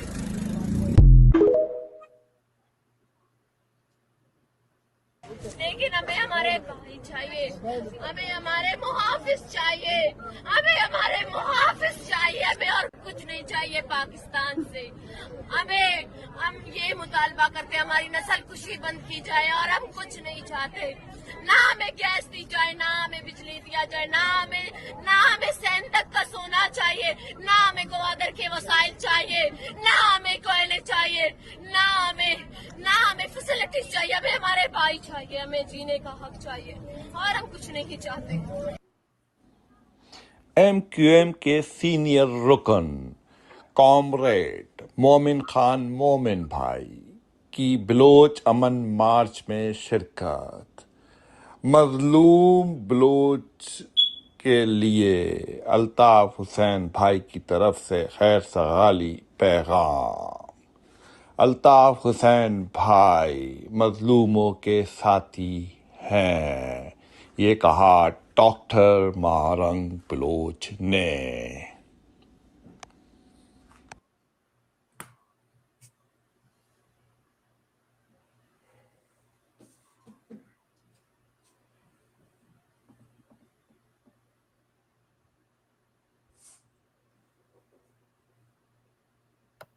इस्लामाबाद में आपका का तमाम उठना बैठना और मुल्क को चलाना इस्लामाबाद से होता है। आपको नहीं मालूम बलोच माए बहने बेटियां अपने लापता बेटे बेटियों भाइयों की वालिदैन की अपने अब्बाओं की बाजियाबी के लिए फरियादें कर रही हैं। उन पे लाठी चार्ज किया जा रहा है, वाटर कैनन से उन पे तशद्दुद किया जा रहा है, ठंडा पानी फेंका जा रहा है, उनको लाठी चार्ज किया जा रहा है। इनकी हिफाजत की जिम्मेदारी क्या सदर पाकिस्तान, क्या चीफ जस्टिस सुप्रीम कोर्ट, क्या चीफ ऑफ आर्मी स्टाफ आपके ऊपर नहीं आती? क्यों पर आप इन कुर्सियों पर बैठे? अगर आप आम शहरी को इंसाफ फराहम नहीं कर सकते, आज भी बलोच माए बहने इंसाफ के लिए भीख मांग रही हैं, फरियादें कर रही हैं। मुनज़्ज़म तरीके से किसी पर न पत्थर मारा जा रहा है, न कोई आग लगाई जा रही है, न घेराव किया जा रहा है। खुदारा बलोच माँ बहनों बेटियों की फरियादें सुने। इसी तरह पीटीआई के लोगों जी सोहेल भाई, ये दर्दनाक स्टोरी है। मैंने आपको सारे क्लिप दिखाए, आप मेराज भाई और सोहेल भाई और कॉरेस्पॉन्डेंट भी लाइन पर मौजूद हैं। ये खवातीन, ये बाजियां बलोच, ये मार्च किया इन्होंने तक बहुत सैकड़ों किलोमीटर और वहां पहुंचे हैं तो उनके साथ ये ज्यादती हुई है। और अगर सहाफ़ी भी, सोहेल भाई मैं आपके सामने रखूंगा, आप एक सहाफ़ी भी हैं। जब वो सहाफ़ी आ भी रहे इनका इंटरव्यू लेने के लिए, मैं नाम नहीं लूंगा उन सहाफ़ी का, वो बहुत एक्टिव है ट्विटर पे, उनका नाम नहीं ले रहा मैं। वो अपने अल्फाज डालने की कोशिश कर रही थी मारूख बलोच के मुंह के अंदर कि आप बोलें कि वो भी दहशतगर्द है। उसका मुद्दा नहीं सुन रही वो। और ये 30 साल की डॉक्टर है, 13 साल में गिरफ्तार हुई थी। इनके वालिद साहब को भी डिसअपेयरेंस पे चले गए थे। ये पूरे कबीले के कबीले इन्होंने उड़ा दिए, मर्द उड़ा दिए, औरतें बची, औरतों की तादाद ज्यादा हो गई है। और ये डॉक्टर है बाय प्रोफेशन और ह्यूमन राइट्स एक्टिविस्ट है। इनकी उम्र 30 साल है और ये इस हालात में डॉक्टर बनी है। आप देखें तो आप लोगों से फीडबैक लेना चाहूंगा इस मार्च पे। और अल्ताफ भाई ने अपील भी की है। अल्ताफ भाई हमेशा खड़े होते हैं मजलूमों के साथ, खास तौर पे बलोच अवाम के साथ। जी सर। अल्ताफ भाई तो हमेशा हर मजलूम के साथ ही खड़े होते हैं बलोच अवाम का जहां तक ताल्लुक है तो ये तहरीक तो उनकी बहुत पुरानी चली चली आ रही है, और जितना जुल्म और बर्बरियत पाकिस्तान के इदारों ने वहां पर बचाई हुई है, और वो किसी के ढकी चुपी है नहीं। अगर पाकिस्तानी मीडिया नहीं दिखाता तो इंटरनेशनल मीडिया या सोशल मीडिया के थ्रू हमें वो चीज़ें मिलती रहती हैं। तो देखिए, जो जो जिस तरह की सिचुएशन बलूचिस्तान में क्रिएट हुई है ना, बहुत सारी वहां पर जो प्रोपेगेंडा है कि जनाब भारत भी उसको सपोर्ट करता है और मुख्तलिफ और ममालिक भी सपोर्ट करते हैं, लेकिन कभी वहाँ की जो पाकिस्तान की जितनी भी एजेंसीज है उन्होंने कभी भी बिठा के टेबल पे उनसे बात नहीं की है, चाहे वो बुकटी की शक्ल में हो, चाहे वो और कबीले हों। तो उनके साथ कभी भी इस तरह की बातचीत नहीं हुई जिस तरह की हुई, बल्कि कोई भी हुकूमत आई उनका भी कोई इंटरेस्ट उसमें रहा नहीं, क्योंकि वो अगर उन हुकूमतों ने शायद बात भी की हो तो उनको शट ऑफ कॉल दे दी गई हो कि ये तुम्हारा मैटर नहीं है, हम उसको बंदूक की जोर पे जो है इस मैटर को निपटा देंगे। बंदूक की जोर पे नहीं होता। पूरी दुनिया की अगर तारीख को हम उठा के देखें तो जितनी भी जंगें हुई हैं उन जगहों में जितना भी नुकसान हुआ, चाहे वो माली हो या जानी हो, आपको टेबल पे बैठना पड़ता है और उसके बाद मैटर जो है रिजॉल्व होते हैं। तो जिस तरह ये लोग मार्च करके वहां पर पहुंचे, तो इनको कोई ना कोई तो हुकूमती नुमाइंदा जो चले, निगरान हुकूमत है, निगरान हुकूमत नहीं तो चले कोई फौज का नुमाइंदा। जिस तरह फौज के नुमाइंदे तो आपने देखा होगा कि थोड़ियों में हाथ दे दे के और 1,000 रुपए और 2,000 रुपए दे दे के लोगों को जो डेमोन्स्ट्रेशन करते थे उनको जो है वो ठंडा करते थे या घर भेज देते या बातचीत करते थे। तो इसी तरह बलोच रहनुमाओं के साथ या बलोच माँ बहनों के साथ इनके साथ क्यों नहीं किया जा रहा? उसलिए नहीं किया जा रहा कि ये बेनतहा तासुब है। बलोच हों या महाजिर हों, इनके साथ तो बेनतहा तासुब बढ़ता जा रहा है। एजेंसीज का किरदार है, पूरी एक तारीख है 40-45 साल की, एक पूरी तारीख है कि जो खत्म होने का नाम नहीं ले रही है। और तमाम जितने भी सहाफी हैं, आपको पता है पाकिस्तान में सहाफत तो बिकाऊ है। वहां पर जितने भी एंकर्स हों या सहाफी हों, वो अगर बिकते नहीं है, वो अगर उनके मतलब की बात नहीं करते, चाहे वो कोर्ट हो, जितने भी चीफ जस्टिस हैं या जज हैं वो उनके मतलब की बात नहीं करते, तो वो उस ओहदे पे रहते नहीं है। और जो हशर वो करते हैं तो उसके बाद आदमी बोलने के काबिल भी नहीं रहता। तो इंतहाई मजम्मत करने की बात है कि कम से कम उन लोगों के साथ कोई ना कोई बातचीत का सिलसिला शुरू किया जाए, और कम से कम कोई डायलॉग का सिलसिला हो, कोई नेगोशिएशन हो, कोई बातचीत तो होनी चाहिए ना। इस तरह बेयार और मददगार वो सड़कों पे बैठे हुए हैं, तो कम से कम और तमाम सियासी जमातें, सियासी पार्टियां थोड़ा सा प्रेशर दें कि भाई बलोच बहन भाई ये भी हमारे पाकिस्तान के बहन भाई हैं, इनसे भी बातचीत होनी चाहिए। तमाम उन लोगों से बातचीत होनी चाहिए जो अगर पाकिस्तान से खफा हैं या पाकिस्तान से उनकी कोई नाराजगियां हैं या इदारों से उनकी कोई नाराजगियां हैं, तो बिल्कुल बातचीत होनी चाहिए। जी मेराज भाई। जी हारिस भाई, सोहेल भाई, बलूचिस्तान का अलमिया ये रहा है कि जब भी कोई नई गवर्नमेंट आती है ना, आती तो ज़ाहिर है वो पंजाब की तरफ से है, वजीर आजम भी पंजाबी होता है, और पंजाब में जीत जाते हैं तो पाकिस्तान पे हुक्मरानी करते हैं। लेकिन वो आपने गौर किया होगा कि जब भी कोई नई गवर्नमेंट आती है तो उनका वजीर आजम जरूर एक दफा बलूचिस्तान जाता है और उनसे वादे सब कुछ करके आता है कि हम आपके जख्मों पे मरहम पट्टी रखेंगे, और उसके बाद फिर वो भूल जाता है। तो ये सिलसिला पिछले 75-76 सालों से चल रहा है, क्योंकि Balochistan was not part of Pakistan. Pakistan के साथ उन्होंने इलाही इसी वादे पे किया था कायद आजम के साथ कि आप उनके तमाम हुकूक और उनका जो जिरगा सिस्टम और उनका जो कबायली सिस्टम है उसको आप मानेंगे, उसकी रिस्पेक्ट करेंगे। लेकिन जब आपकी इस्टेब्लिशमेंट की इन्वॉल्वमेंट पॉलिटिक्स के अंदर ज्यादा बढ़ना शुरू हुई, और फिर आहिस्ता आहिस्ता बलूचिस्तान के रिजर्व, जो कि इस वक्त सारी जंग जो है ना बलूचिस्तान की, वो सारी मिनरल्स और जो खजाने उसकी जमीन के अंदर छुपे हुए ना, उसके ऊपर ही है। गवादर पोर्ट जो बन रहा है, आप अनफॉर्चुनेट कह लें बलूचियों को कि गवादर के अंदर आपको परमिट लेके अंदर जाने की इजाजत है, लोकल जो वहां के रेजिडेंट हैं वो उन तक को जाने की इजाजत नहीं है। लेकिन अगर आपका ताल्लुक पंजाब से है और आप वो किसी प्रोजेक्ट पे काम कर रहे हैं या आप कोई मतलब एज अ सहाफी आए तो आप जा सकते हैं, लेकिन जहाँ वो वहां का जो लोकल रेजिडेंट है उसको परमिट लेना पड़ता है गवादर के अंदर जाने के लिए। बाकायदा चाइना ने फेंसिंग लगा दी है। तो ये अभी जिस तरह से इन्होंने बाजी ने जो बैठी हुई थी वहां पर, उन्होंने सेंडेक और गवादर और सुई गैस के रिजर्व की बात करी कि हमें ये सारी चीजें नहीं चाहिए, हमारे हमारे प्यारे लौटा दो। तो आप ये देखिए कि ये सारे खजाने हैं जो कि बलूचिस्तान की जमीन के अंदर मौजूद हैं और ये इस्टेब्लिशमेंट चाइना की मदद से और दूसरी कंपनीज की मदद से वो निकाल के उन पे रिसोर्सेज पे, मतलब सुई गैस की तो मिसाल है कि सुई गैस जब वहां पे निकली तो सबसे पहले पंजाब को पहुंची, बलूचिस्तान को बाद में मिली।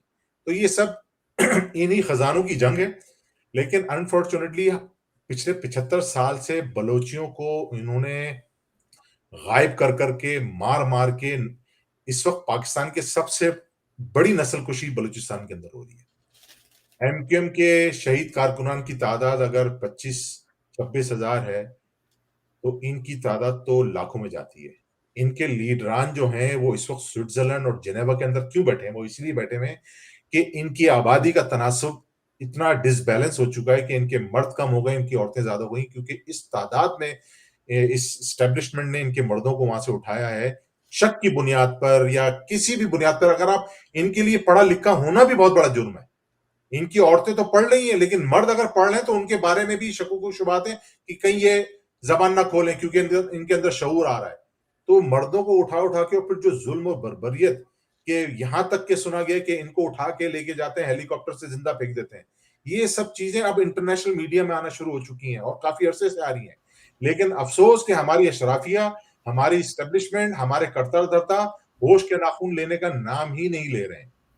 तो बराए मेहरबानी अल्ताफ हुसैन भाई ने जो अपील की है, और ये देखें आप अलमिया के, अफसोस के साथ कहना पड़ता है कि पंजाबी लीडर जो हैं बिल्कुल खामोशी इख्तियार किए हैं इस पूरे मामले के ऊपर।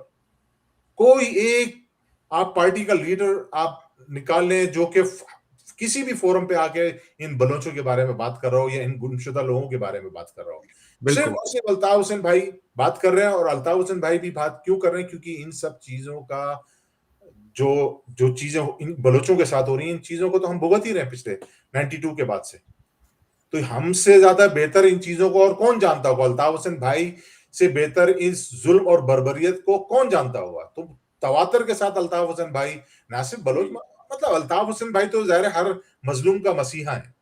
तो वो तो अब जिस तरह से इनके ऊपर जुल्म और शुरू हुआ भी, इस्लामाबाद में बेचारे पुरअमन एहतजाज कर रहे थे और रात के अंधेरे में आके, आपको पता है इस्लामाबाद की सर्दी कैसी होती है, ठंडा पानी इन औरतों की फेंका गया, इनको किस तरह से बालों से और पुलिस ने उठा के वैन के अंदर डाला गया। मतलब आप थर्ड वर्ल्ड कंट्री में रह रहे हैं, लेकिन आप दुनिया देख रही है, आप तमाशा बना रहे हैं। आप इन सोशल मीडिया का टाइम है, ये चीजें आप छुपा नहीं सकते।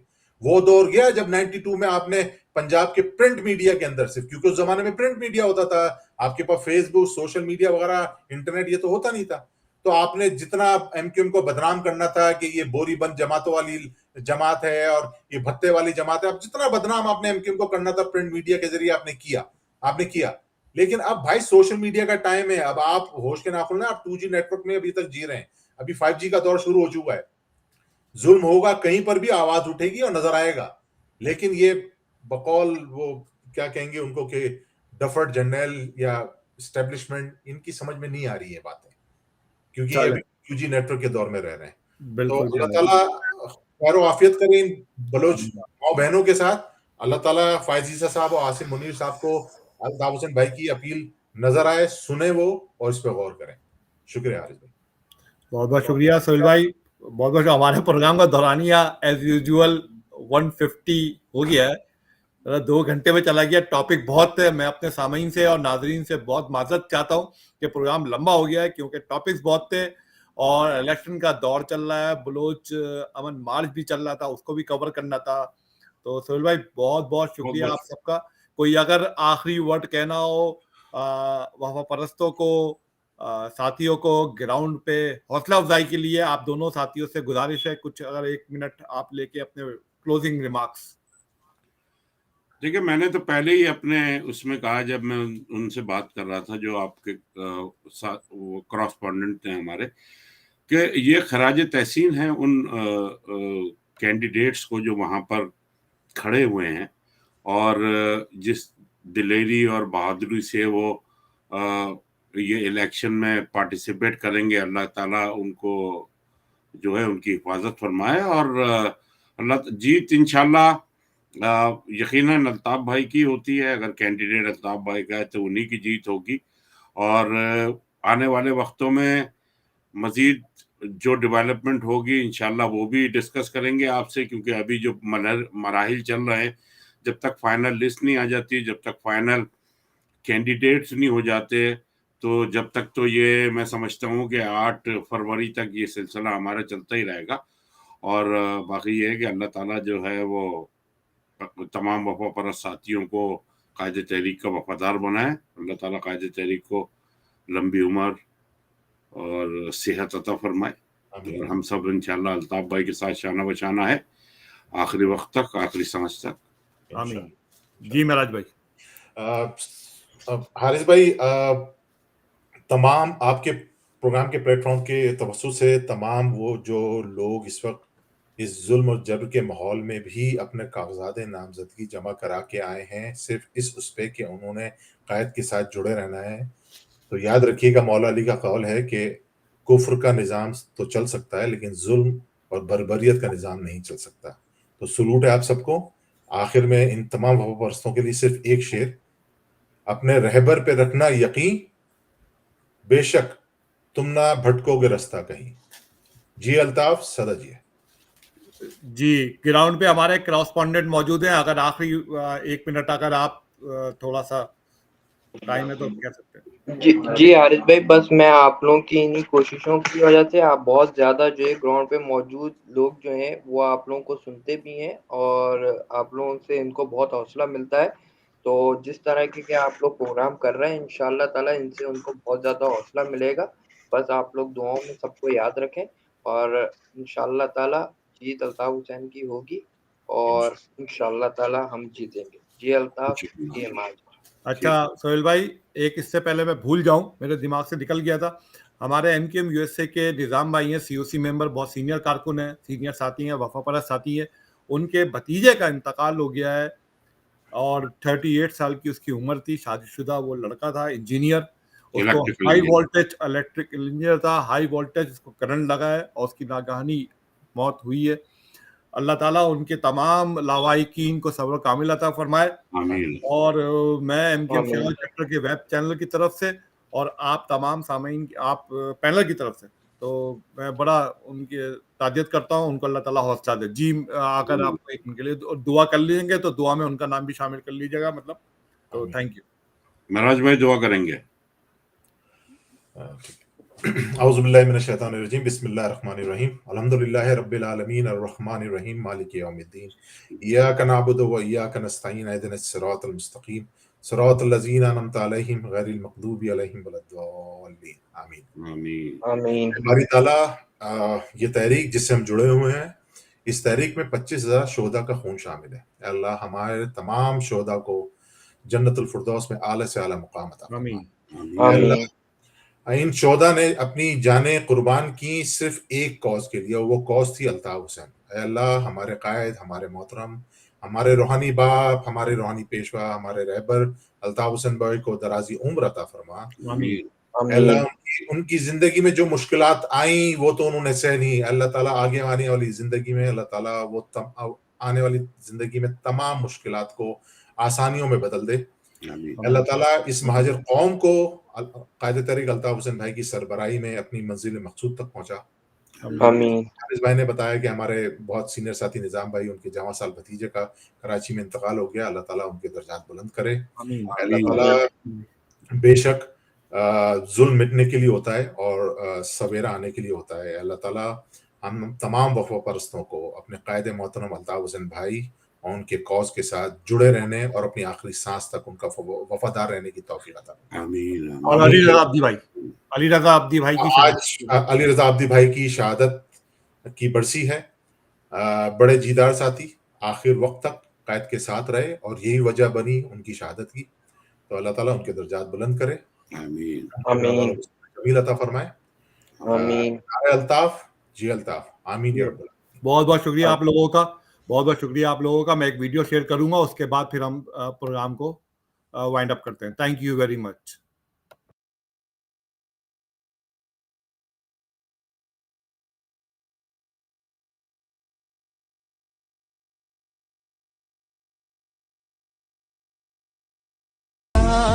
थे हम आज साथ हैं, हम कल भी तेरे साथ थे, हम आज भी साथ हैं। खाते हैं कसम हम आज के दिन, हम हर दम साथ हैं। खाते हैं कसम हम आज के दिन, हम हर दम साथ हैं।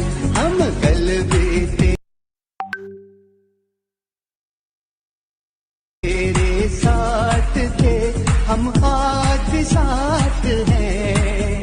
हम कल भी तेरे साथ थे, हम आज भी साथ हैं। खाते हैं कसम हम आज के दिन, हम हर दम साथ हैं।